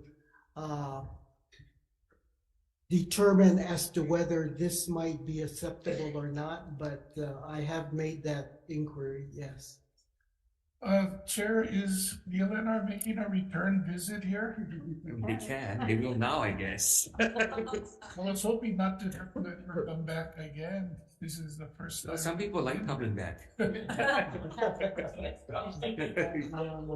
No, we can have that. Well, I think I can send written communication to follow up, knowing that you've initiated the conversation, and then I'll communicate with the subject matter chair and Ways and Means chair if perhaps we need to have a follow up this way, or if this is something we'll leave to the administration to work out, and you'll let us know when it's going to start. Thank you. Okay, because unfortunately, I don't think we're going to get through every division of DBED today. So we may have to do. We may have to do another. And so when we reconvene again, maybe at the beginning we can have DLNR and DBED just quickly answer those questions. Yes. Okay, so 770.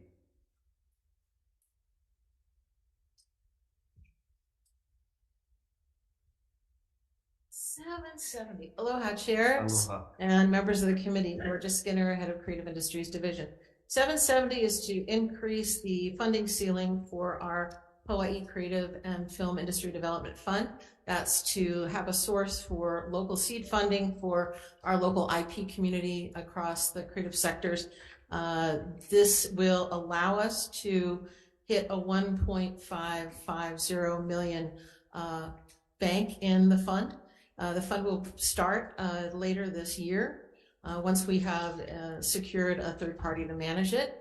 And the sources of funding, the reason for the increase is the sources of funding are twofold. One, the transfer of existing monies from a trust account in DVED for the Kalailoa studio rents, which we now have close to 900,000 in the fund in the process of being finalized and transferred.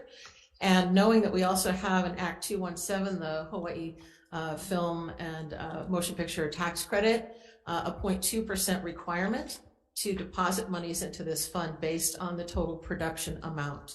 So knowing that we're going to continue to grow our film industry, it's important that on the back end we have this ability. We anticipate the first year issuing 350 to 450,000 in individual seed funding, as well as marketing for those local talented folks here in Hawaii that are already going to places like Sundance, et cetera. Senator Kim. Can you just explain where the special funds come from? This is a special fund seeding request. Yes, correct. So just so that everybody knows, it's not general fund, but still. Yes. So the special fund funds are coming from a source of funding that is a rent paid to a DVED managed facility in the media or creative sectors. We have 3 currently. This excludes Diamond Head Studio because that goes to the general fund. So we didn't want to impact and cause concern for obviously the 6-year plan for the state that way. Kalailoa funds originally came to us in the department because we manage that facility in creative industries, as well as our entrepreneur sandbox in partnership with HTDC, only the portion that is the small studio for local talent development. So the fund itself right now, 843,000. And as the rents from productions come in, so for example, iProductions is housed at Kalailoa. And so we want to be able to show the legislature and the community, as well as our constituencies in these industries, that not only is the tax credit important to generate the kind of economic activity we want to see, but it's also important to have it cyclical to keep replenishing the local talent development. So that's the purpose of the fund. Does that answer the question? No, that was my question, just so everybody knew what the context. Where the money came from. Yeah. Senator Kim. Yeah, so you said have a third party manage it. Yes. So who's the third party, or why do we need a third party to manage? So through an RFP, looking for a financial management organization, could be a nonprofit like Hawaii Community Foundation or others that are managing film type funds, because we feel we're too close to it, so that if I were to head up the decision making on this, we're all of us, the film office and everyone, too close to the talent that would be requesting. So we want industry people that are in the industry but not managing the tax credit specifically. And how much is that costing the fund? The breakdown is as follows. Hold on. So for the special fund ceiling, actually, we have existing funds within our budget, so we'll be handling that on our own with our base budget money. There is no additional cost at the moment. For the third party? Yes, for the third party. So we're looking at probably on average about 60 to 70,000. For the third party to manage? Yes. There would also be a committee. I know there's some other measures also moving through, talking about committees or film commissions and things. So I think there's a lot of importance in engaging both the industry, government, and our counties together. Good. Oh, and Okay. thank you. I was just looking down and not listening. Sorry. Does the commission have a 6-year forecast on films and shows that will be or could be produced? Yeah. So technically, we're not quite a commission, right? We're still a branch, film branch within the Creative Industries Division. Yes, I can tell you that for 2022, and this will be circulated as part of our annual report. So to Senator Favella's concerns earlier, we do have a direct, we're looking at about 31 productions that are mainly coming in for the tax credit. Overall, we are in a very strong position in terms of the vibrancy of it, but we're tapping out. If you actually looked at what we would be paying out for the tax credit each year, would be 75 million over the last, each year. So we are exceeding the 25 million, which means we carry forward that balance, further depleting the out years. Okay, so based on that, how do you determine the future workforce needs? So that is in conjunction with our work on the Good Jobs program. So working with industry, currently we have 5 industry partners that are willing to take on talent. We know that currently there are 3 to 4 major series wanting to come here, but we don't have the depth of crew for that at this time. Yeah, so are you building it out? Yes, we are. Because we talked about above the line and below the line. Correct. Right? And so it seems as though at the university level, the 4-year campuses are mainly above the line jobs. Yeah. But I'm not sure if the community colleges have a program for the below the line jobs.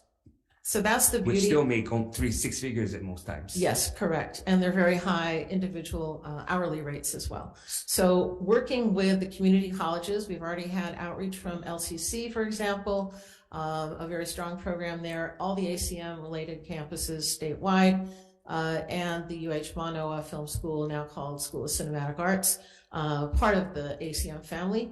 All of those in conjunction with the Good Jobs Challenge, we have to quantify where the needs are. So we'll be doing that with the IATSC, the labor union, in addition to other below the line jobs. We're not leveraging the tax credit strategic enough. No, but we will. We want to make sure that they're hiring above and below the line in order to get the tax credit. In addition to that, things like the food trucks. Yes, that's a big one. We're talking about that. Yeah, because they're bringing in their own subject food matter trucks from the mainland versus hiring local. Yeah, and there's a natural fit there with working with Kapuiolani Community College and their culinary program and other resources. So yes, my sole focus is going to be, once I get the positions completely filled, and we have 4 and 3 more left, because we've grown as an agency, and we really believe that this connectivity with DOE through workforce placement. So the post-production component. Yes. Where is that located? Or where will that, based on what you guys were showing us on this, these potential hubs or magnets? Yeah, so you're looking at West Oahu first. Okay. We're also looking regionally. Okay. We also have a lot of talent in Maui County. There are visual effects companies there. They actually work out of their home, but they are willing to train, and we would do that in a facility like the Maui Research and Technology Center or other online courses. We want to be able to reach people in rural and regional communities, and in order to do that, we think a lot of it does have to be online until we can do magnets there. Okay, is there any community give back that any of these production companies have to provide? Okay, what do they do for that? Pardon me? What does that look like? So let me see. Is it like cleanups? Yeah. So for example, even though there is a requirement for the workforce development component in the film tax credit, this year I believe it looks like about 316,000 in contributions, and we know exactly what schools they went to, what higher ed organizations, but more importantly, what do they do within the community? Well, no, I was just going to say that community give back can be tied into the educational component. So when the schools need equipment, they want to retrofit facilities. Yes. Okay, I just want to see the coordination. But I would say that the overhaul is needed in the workforce development area, and we feel it should be a bit more curated online. Thank you very much for that editorial comment. I think it's very important that we do that, as it's critical that we have to lead them too. This is like long overdue, right? I do. But now that I have more people, I can focus more energy on it. Can you provide the committee the report? Yes, I can. Thank you. How do you coordinate this effort with the neighbor island commissioners? Very good question. So in the current effort, are we talking about still the same round 2 table? Or this whole coordination effort. Okay, the whole coordination in general. Okay, so in general terms, and it is a request that we're hoping we can, it's a priority for us, is to bring together the counties, the film offices, as well as the offices of economic development. So we have a memorandum of agreement currently with them. And part of the monies that we're asking for, which is the $250,000 line item under Creative Industries State and County Initiatives, is to be able to then provide a lot of the counties that have very limited funds. Some have $30,000 a year to help promote any creative or film industry activities. But do they leverage their resources? So they help with permits, they help with access to locations. Yes. Do those things get leveraged so that Hawaii they can contribute to ensuring below the line, above the line? That's why the MOA exists, because it's something that we need not only for what you're saying. Yeah, you're leveraging Chair, all of it. We're leveraging all of it, and that's what we feel is the best way forward, because every community is different, and every community has different talent clusters. In our research and economic analysis report from our READ agency at DBED, we do know where they are pretty much in terms of the type of cluster it is, whether it's visual arts, performing arts, film, media, music, etc. So okay, why don't you go to what's the next one? The 150? Yeah, the 150 for the roadmap. So roadmap really does go hand in hand with a long-term vision to align all of these things that are there. And I know we don't like studies necessarily, but it's just a thought. Migraine. Okay, so we'll just do it on our own. We can table that one, but Why can't you do it on your own? Why do you guys always come in and ask for all the money? I'm sorry, I said that again. I said, why can't you do it on your own instead of coming in and asking for all these money? yeah, we can. We do have to hire someone to facilitate it, and I think we need experts in the field, not only because, yes, we're all supposed to be experts in our areas, but we need the trendsetters and the people that are on the cutting edge of where these industries are going in the next 10 years. So it would be necessary for us to hire someone to do it, but I think only 1 year of funding would be necessary. If you want the breakdown, I'm happy to give it to you. Okay, you can send that to us. Okay. Senator Fabella. Okay. Yeah. Thank you, Chair.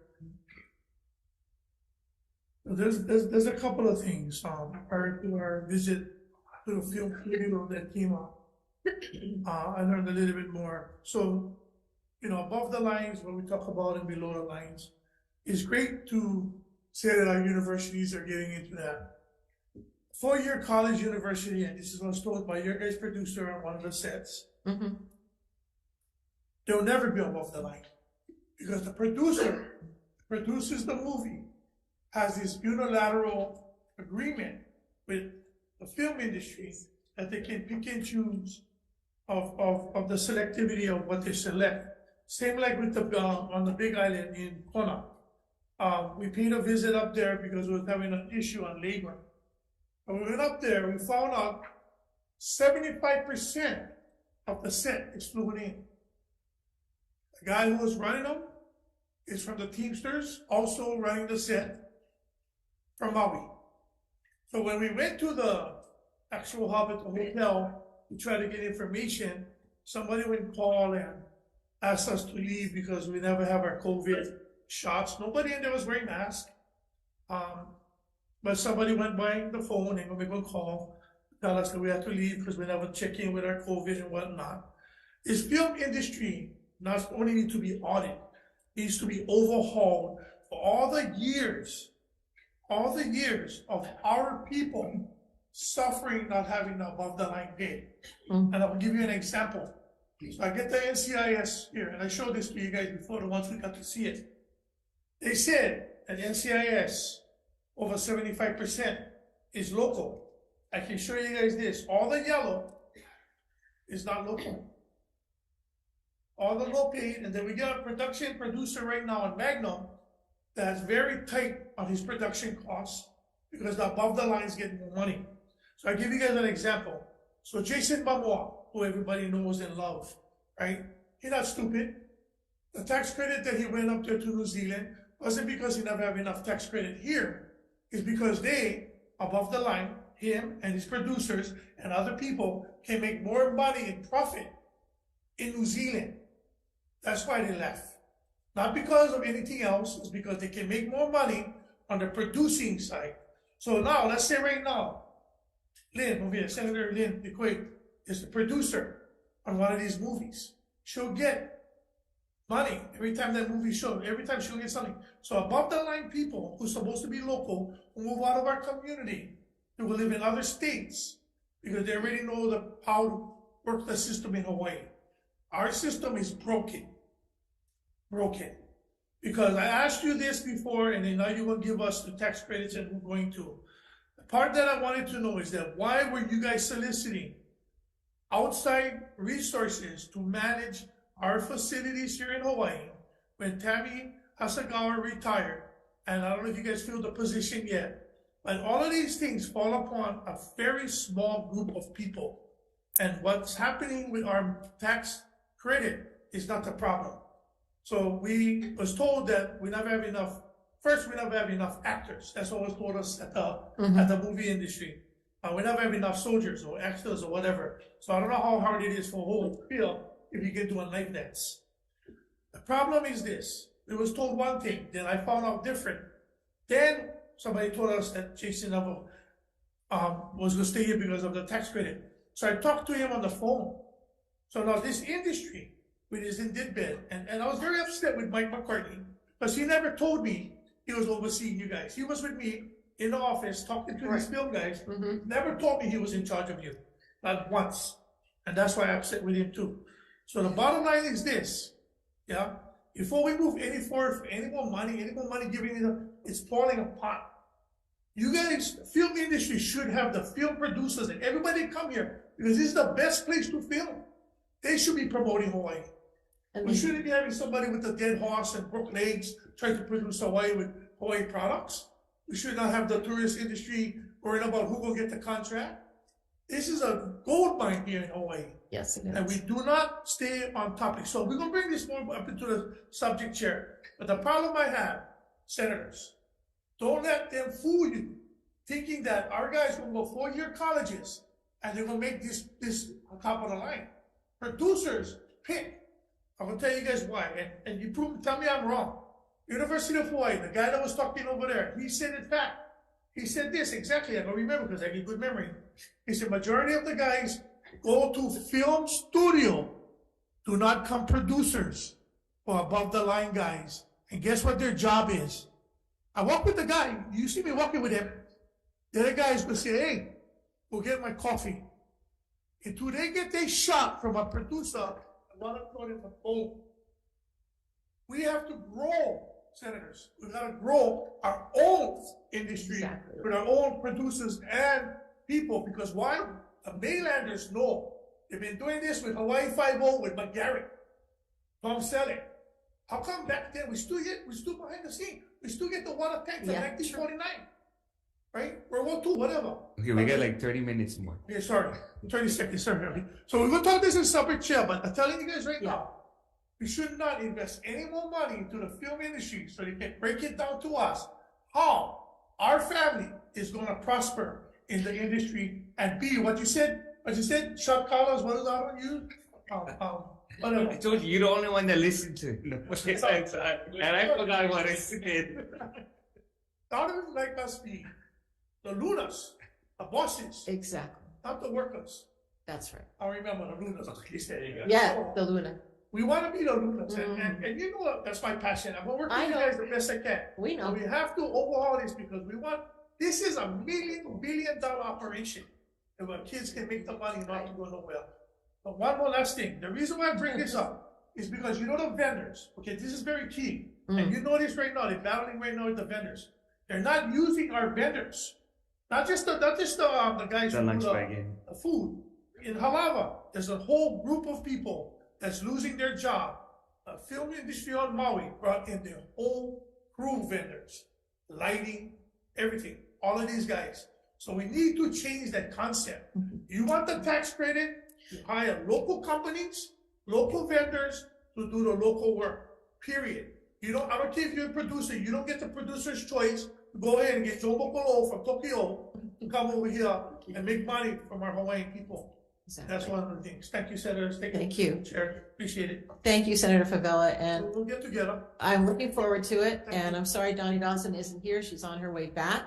But we will. No, but I will say your nomenclature and understanding of many things of the industry, including producer's choice, is not incorrect. A 4-year university plan for growing somebody on above the line is not the pathway to success.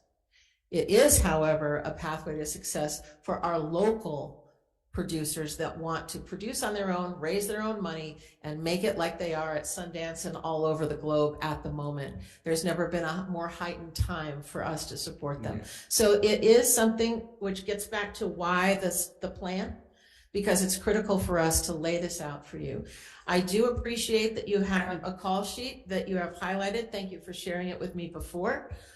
This is something that I have brought up to our film office, and I think it's important we get together with the subject matter committees, bring the producers in, and also for us to give you the breakdown of exactly how many people are, because in many cases, the reality show that you went to visit is very different from a feature film or a television series. But the one television show we did go to, they told us one thing, and then when we met with some of the local workers, they gave us the actual names of people who were local, and the numbers were not the same. Okay, well, we have all of that in terms of the tax credit, so they are required to do that. But uplifts and things like that are done in other jurisdictions. So who decides, and what is the criterion process for determining which films get to tap into the tax credit dollars in subsequent fiscal years? There is a culling criteria. So, for example, we have a $50 million cap. Anyone that is going to receive, which is... First of all, who? Who? Our office. Okay. Okay, so we have 2 positions, the program specialist, which was in an act last year, so just asking to make sure that we don't remove that, and an accountant. So those, we have not hired the accountant yet. We've been through 2 rounds of interviews. So we have accountant interviews coming up in the next 2 weeks. So that party of 2, overseen by Creative Industries at the moment, will then be, will continue to do what they have been doing historically. So what that means is that the tax credit itself, because policy-wise, we're trying to help local industry development, not only working on offshore projects, but creating their own. So a lot of those that come in, anybody that's 500,000 or under gets priority first, which means we're prioritizing our local community first. Next is $1 million to 2.499 million is the next. It also goes by the date of their registration at that point. So you use 2 factors. It's a complex system, but it works well, done in coordination with DOTAX. Everybody that receives over 2.5 million is a mandatory split over 2 years. Okay. So that would... You have that process? Oh, yes. Okay, just send it to the committee. I have it right here. So just on that, there's been a lot of talk recently about the cap on the tax credit. Do you think the cap should be increased or removed altogether? Yeah, I think increase is necessary. I would, defer to Budget and Finance and the tax department regarding the impact of no cap at all.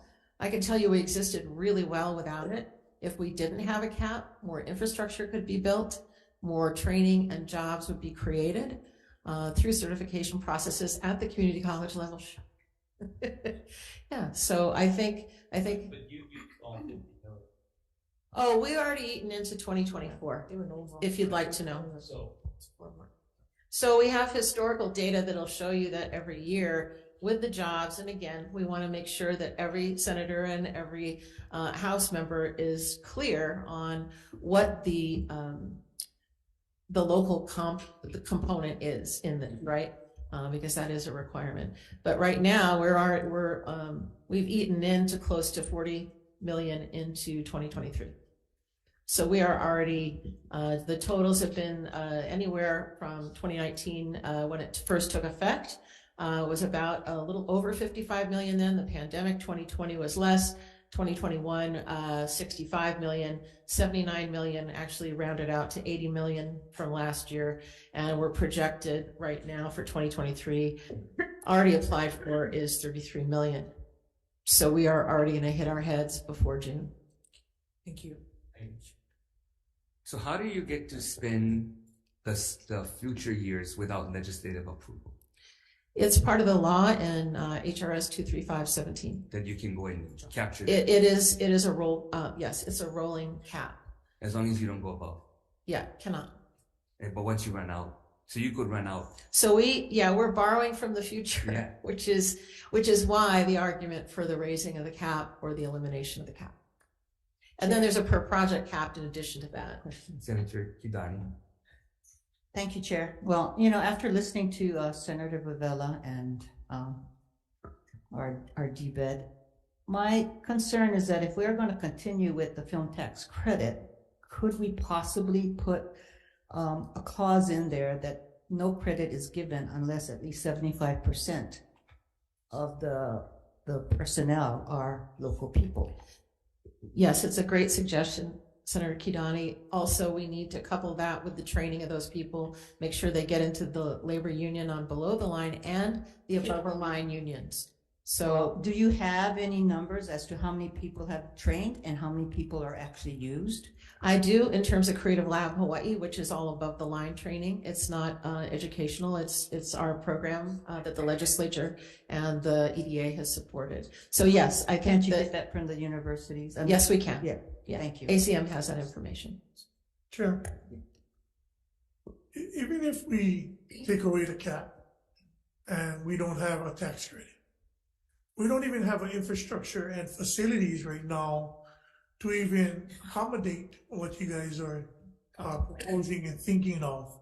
And then secondly, very clearly, I know because when I first got here, everybody and their cousin came to my office to ask to support 75 million for the media cap. And then when I went into the hearing, of course, I'm you guys, so nobody told me that we settled for 50 million. And then later on, when I investigated, I found out if we went for the Senate, not the House at the time, the Senate went for the 75 million, that the House was going to kill it. And that is fact. You guys can go look it up. So that's the reason why when I walked in the room, I asked the people who lobbied, I'm not going to say their names, they're still around. I don't like to throw them under the bus, they're not here. But they came to my office and I said, hey, great, 75 million or whatever, let's do it. All jazzed up. Went over there and they said, oh, Senator, no, we're not going to go with that now. There's a complication.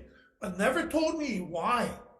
Until now, maybe a little bit of last year, I found out that if we went for this, the House was going to kill it. So what makes you think if the Senate proposed an unlimited cap, an open cap with provisions, that it's not going to die in the House?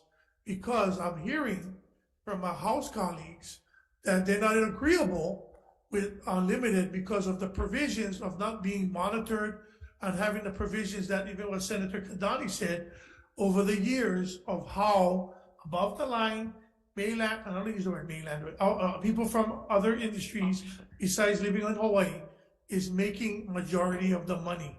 And that's was something that I'm very concerned about because I talked to the guys in the industry, even the guys that you guys work with.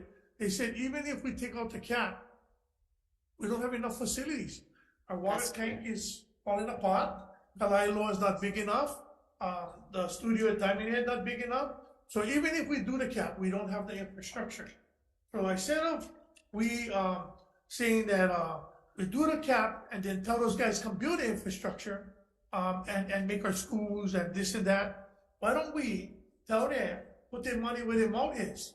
If they want this cap unlimited, go ahead and build the infrastructures first. Show us what they can do in Hawaii, and then as legislators, we think about maybe unlimited the cap. But they always like us give them first, and then, okay, now let's go to Hawaii. Hawaii always going to be a destination for filming for the rest of our lives. But how we tap in it for the benefit of our people in Hawaii is how we're going to do it now. We'll legislatively put stuff in because we have no infrastructure. So if they want it, tell them come. Tell these big studios, hey, come. Build the studios, build our schools, teach our people. Then the thing with the film industry with IRC and Teamsters, when I met with both of them, they never really is consulted, Chair, on how much talent they really need. Only recently, I guess, I think they started meeting. But all this time, I asked the different locals, they never ever know how limited on what they need because they never was told. So when we do this as legislators, the labor force needs to be incorporated with what you guys do, through the colleges and the education, because if you don't do that, most of them cannot work because it takes time to join the union and to get voted in, go back to the process. So it's not like you go over there, you pay your dues, you're automatically in the union. There is special procedures that they have to do to get into the union. So it's not just you just get in because you get a job. It's not like the local tree labor union. So that's what it is. We can have this discussion. Yeah, okay. In committee. If you have a question, can you go ahead with the question? So that was the question. Get together and try to put their money where their mouth is before we give them money. Why don't we do this? So right now we're still stuck, I think, on the 150. Oh, okay. So Yes, we'll go 3 more lines and then we'll call a recess until Monday 9:30 a.m. Okay. Monday. Yeah. 9:30 a.m. So let's just finish with film at least. Okay. All right. And creative industries. And creative industries. Thank you very much. We're all of it. Okay, so 250,000, we're finished with 150. We talked about the roadmap. Made the suggestion also that we may not need the second year funding. We'll discuss that with our director. Creative industries, state and county initiatives are important to help provide 50,000 per county and another 50,000 for our state film office to be able to work collaboratively on both workforce development initiatives and business development, as well as their marketing of Hawaii as a prime film destination. You have a breakdown of the 250. Yes, I do. So or you can just send it to us. Send it. And then if we have questions, we can ask on Monday. Okay, sounds good. Wonderful. Creative Workforce and Services online portal. So this is something that I believe is very important. In the state, I don't see any resource currently that if we're building all of this workforce, we need to have a hub so that people from not only here in Hawaii, but outside, to the senator's point about producers' choice, but other kinds of productions certainly could be tapping into the breadth of our community. So it really is an important resource. We currently don't have our directory as we used to. It was something that I know the Film Office really wants to help to support moving forward and making sure that we are connecting all of our creatives in all the clusters that we represent, all 13. And the secretary, Yeah. So Secretary for Film Branch, this is a restoring the funding for that position was cut during the RIF, and I'd like to see that come back. As we grow the industry, we need to grow the operational aspects of the office and make improvements where necessary. So how many staff in your whole division? Right now on paper, it's 16 permanent, 1 temporary. 15 and 2 temporary. The current layout or org chart, within the film office, you have 4 staff. We have hired the building manager. So he has been on board for a couple of months now at the Hawaii Film Studio. We were looking to do an RFP to manage other facilities in the state. We're not doing that any longer.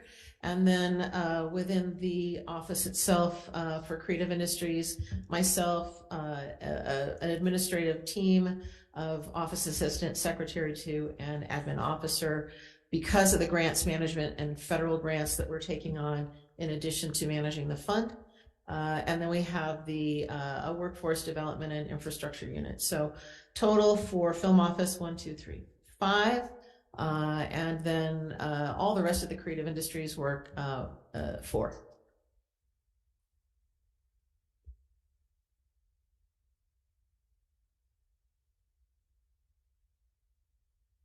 Yeah, I'm just trying to find your org chart. That's okay. We have access to it. Awesome. Okay. Any other questions? So, Chair, if I may, I know that the last line talks about Hawaii Tourism Authority. That is a mistake on our part. We apologize. That is not in the request that we're asking. We're sticking with the 75 and the 60.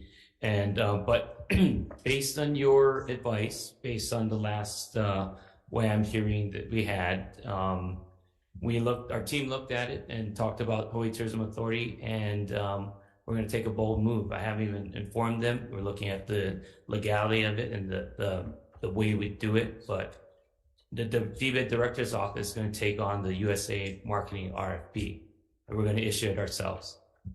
So we're looking at that. I'm going to inform the board tomorrow, get their take, but I think that's the way we're moving forward. You said take bold moves, insert ourselves. Yeah, but you can just be honest in the sense where did you give them a certain amount of time and it wasn't done, so that's why you're taking it back, or is it just we have had many discussions with them? Because I think that's important for people to understand.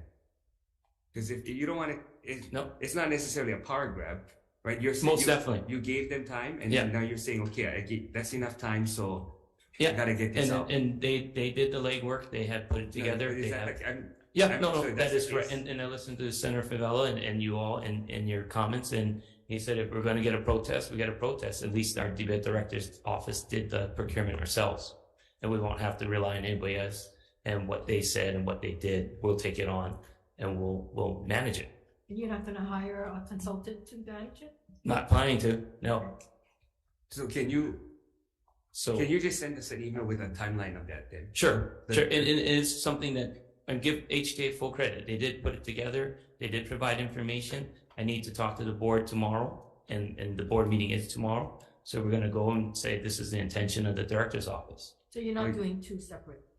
HTA may still move forward with the Destination Management Support Services RFP, but we're going to handle the USA Marketing RFP. I haven't even told John DeFries this yet. I've just been working with our Attorney General and the State Procurement Office. So this is what we're looking to do. But the current contract is USA Marketing, though. Correct. And that encompassed the so we're separating out into marketing, so like the board intended and directed. That part. Correct. We're gonna maintain what the board directed them at the December meeting. So I'm confused. Sure. Why would you only take part of it? I mean, what is it that they did or didn't do that warrants you just taking half of it and not the whole thing? Great question. But the marketing we deemed is necessary to continue. They can move forward with the destination management if so choose by the board. But we're going to take care of the marketing contract. And so if they don't so choose, there'll be no destination marketing embedded in the US. It's still a component of marketing. They still work together to do destination management. And so they work hand in hand with the existing persons that are on board now doing destination management. So it's up to us to work with HTA to do that. Destination management is embedded into the current contract. HVCB has. Thank you. Yes. Right? Yes. It's embedded. So currently, the new RFP is different. The new RFP, two RPs based on what HTA's board decided and instructed staff to do is move forward with two RFPs. Right. So we're going to handle the USA Marketing RFP. But again, why would you just take half of it and not the whole thing? I don't understand. If they're not doing what should be done, then why don't you take the whole thing? If they are doing it, I mean. Well, we can discuss that tomorrow as well. Okay. Or is the strategy? Is there some room for destination management in the marketing contract? It was separated out by the board's direction and policy. Yeah, but all I'm saying is there even just a sliver of a component of destination management in the marketing? Marketing involves destination management as well. And so it's the messaging that goes out, which includes bringing a more responsible visitor and someone that's going to respect the AINA and be cognizant and respecting of the Native Hawaiian culture or the Hawaii's culture. But so the DMAPs still exists with HTA. It's still an HTA component. Okay, but I thought like the Japan contract, which had marketing and destination management, some of the money in that goes to implementing the DMAPs. Is that correct? Well, they will work with the Destination Management Support Services contractor That's the way that it was being set Yeah. up by HTA. Yeah. Yes, but Yes. it was set up with HTA that way, knowing that they're gonna go out for both. Now, by taking one out, we don't know if that's gonna happen, and what if it doesn't happen? Well, they're still moving, well, I understand they're still moving forward with the other RFP, but it's still things to work out. I'm just saying that this is what we have contemplated doing, and it still may not work out. I'm just saying we're contemplating doing, we're working with SPO and our Attorney General's office to see, make sure it's possible, but this is what we're contemplating based on the recommendation of what you have said, you all have said. Possible, but I don't know what the reasoning would be. To do one for you and to not take the one other. and not the other. Sure. Well, that's why I was asking if there was at least a component in the marketing. No, you have, because both have to work together. It's great to be bold, but you gotta know what you're doing. Yes, thank you. Well, And that's to be discussed with tomorrow Well, at the board meeting. If there's Thank some you. component of destination management, I assumed you were going to say, based on the RFPs, if there really is no destination management, then I'm going to go with the second part. Correct. But Correct. So if there's a sliver of destination management in the brand marketing RFP, and you do the RFP, and then once the proposals proposals come come in, back and yeah. you review them, and the destination management is not satisfactory to what you think should be, then I can see you doing the second. Understand. But if it doesn't have a destination management, that's a different story. That goes, I think, to what Senator Kim is saying, is then that's. And that's a fair statement. It's actually making sure that we're comfortable with the scope of services as is. Still hasn't been fully drafted yet, the RFP, and I haven't gotten that full document from HTA. So I'm still working on that. Okay, you go. Okay, if you can give us a timeline, sure, by Monday, so that just in case you have questions, we meet 9:30. Okay, Senator Mackay. Sorry, and yes, because the board meeting is tomorrow. The Okay, HTA board perfect. meeting. So this can be like how the DHHL, they had the commission meeting and then they came back. Yes, sir. And Yes, so, sir. so you guys can have your meeting tomorrow. Explain what I just said. Yeah, Yes. and then you can update us as to what the situation is. Yes. And then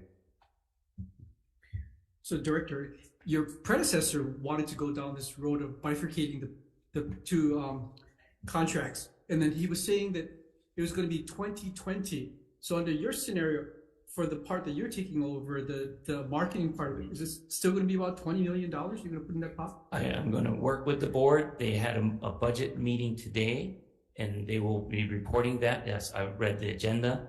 We were unable to attend the budget meeting today, and so, but that was what I understand was discussed at that budget meeting by the board, the subcommittee, and that will be discussed tomorrow. And so we'll have those numbers. Chair.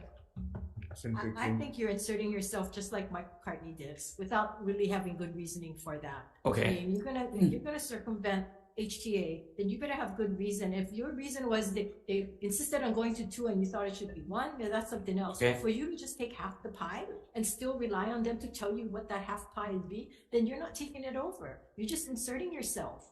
I understand. And well, I thought it was because they didn't meet your timeline. They haven't met my What's your timeline yet. timeline? Yes. What was your timeline? Well, asking for information as to the dates and when to put it out. When was that deadline for that information? 2 weeks ago. 2 weeks ago. How long have you been on the job? 40 days, 50 days. And you gave them that timeline? Well, I asked them for much earlier as well. Okay, you know what? You should just outline. Why don't you just outline what you had asked the deadlines for HTA? Yeah. Right? I'm sorry. When you give us the timeline of where you're moving forward, yes, you can also provide the timeline of what occurred since the hearing December. Yes, my second week on. Yes. Yes. The 12th, I believe. Yes. Because then if you had deadlines for HTA, at least it shows that you had several deadlines, if they weren't met, and that if that's part of your rationale Yes. of why you're inserting yourself. Yes. Let me say that. So they met the deadline for half the contract and they didn't meet it for the other half? I haven't got all the information yet. Right. So why would you take half? Again, you don't make any sense. Okay. I thank you for that feedback. Chair, let me add, This way. Okay, we'll let you have a chance. Yeah. But Senator Mackay. No, ask my question. Oh, you asked it already. Okay. Chair, just, I mean, don't get me wrong. I know you like be bold and all that. If you really like be bold, then just keep it together. So you guys make the decision. I mean, doing what Senator Kim says is not being bold. It's just, again, we're going back to the board. The board still have Mike McCartney's friend that's running the board. No, answer the question. His friend. Is George Cannon's friend in your report? He's still the chair. Bold decision, and you tell the board what you like, and then go ahead. Because if you're going to rely on the board, it's the same thing that we're having that Senator Kim said. So if you like be bold, be bold. Thank you, Chair. So really quick, so basically what you're telling me is DBED is taking the marketing and HT is taking destination management? Contracts are still good. Thank you, Chair, for that question. DBED is going to just do the procurement. HTA, and this is what we're contemplating, right? I'm going to talk to with the board as well, but I'm just explaining what we're contemplating based on the feedback of at the last info briefing. Okay, so we have worked with the SPO, we have talked to our Attorney General to see if this is even possible. Okay, so that's what I was saying. You go back, yes, sir, and you write it all out so we can see the rationale. Yes, sir. And then at least you have something more thorough in how you can explain your rationale. Thank you, Chair. Yes. I would like to see the outcome of that meeting and what's going to happen tomorrow. So I look forward to our Monday briefing again. Thank you. Yes. Okay. What do you want to clear up? Oh, you're the first. Wait, you got to speak in the mic because nobody can hear you.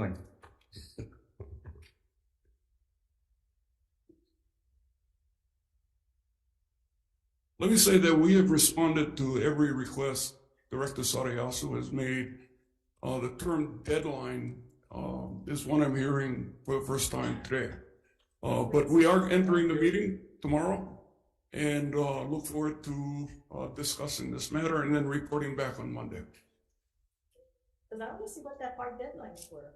You know, if you had the ARC, you have to go out by January 30th, and it didn't go out by January 30th. But that's not what I heard earlier. So Yeah, it seems so- like you're inserting yourself for half the project. Well, yeah. So once we see that, then we can actually see.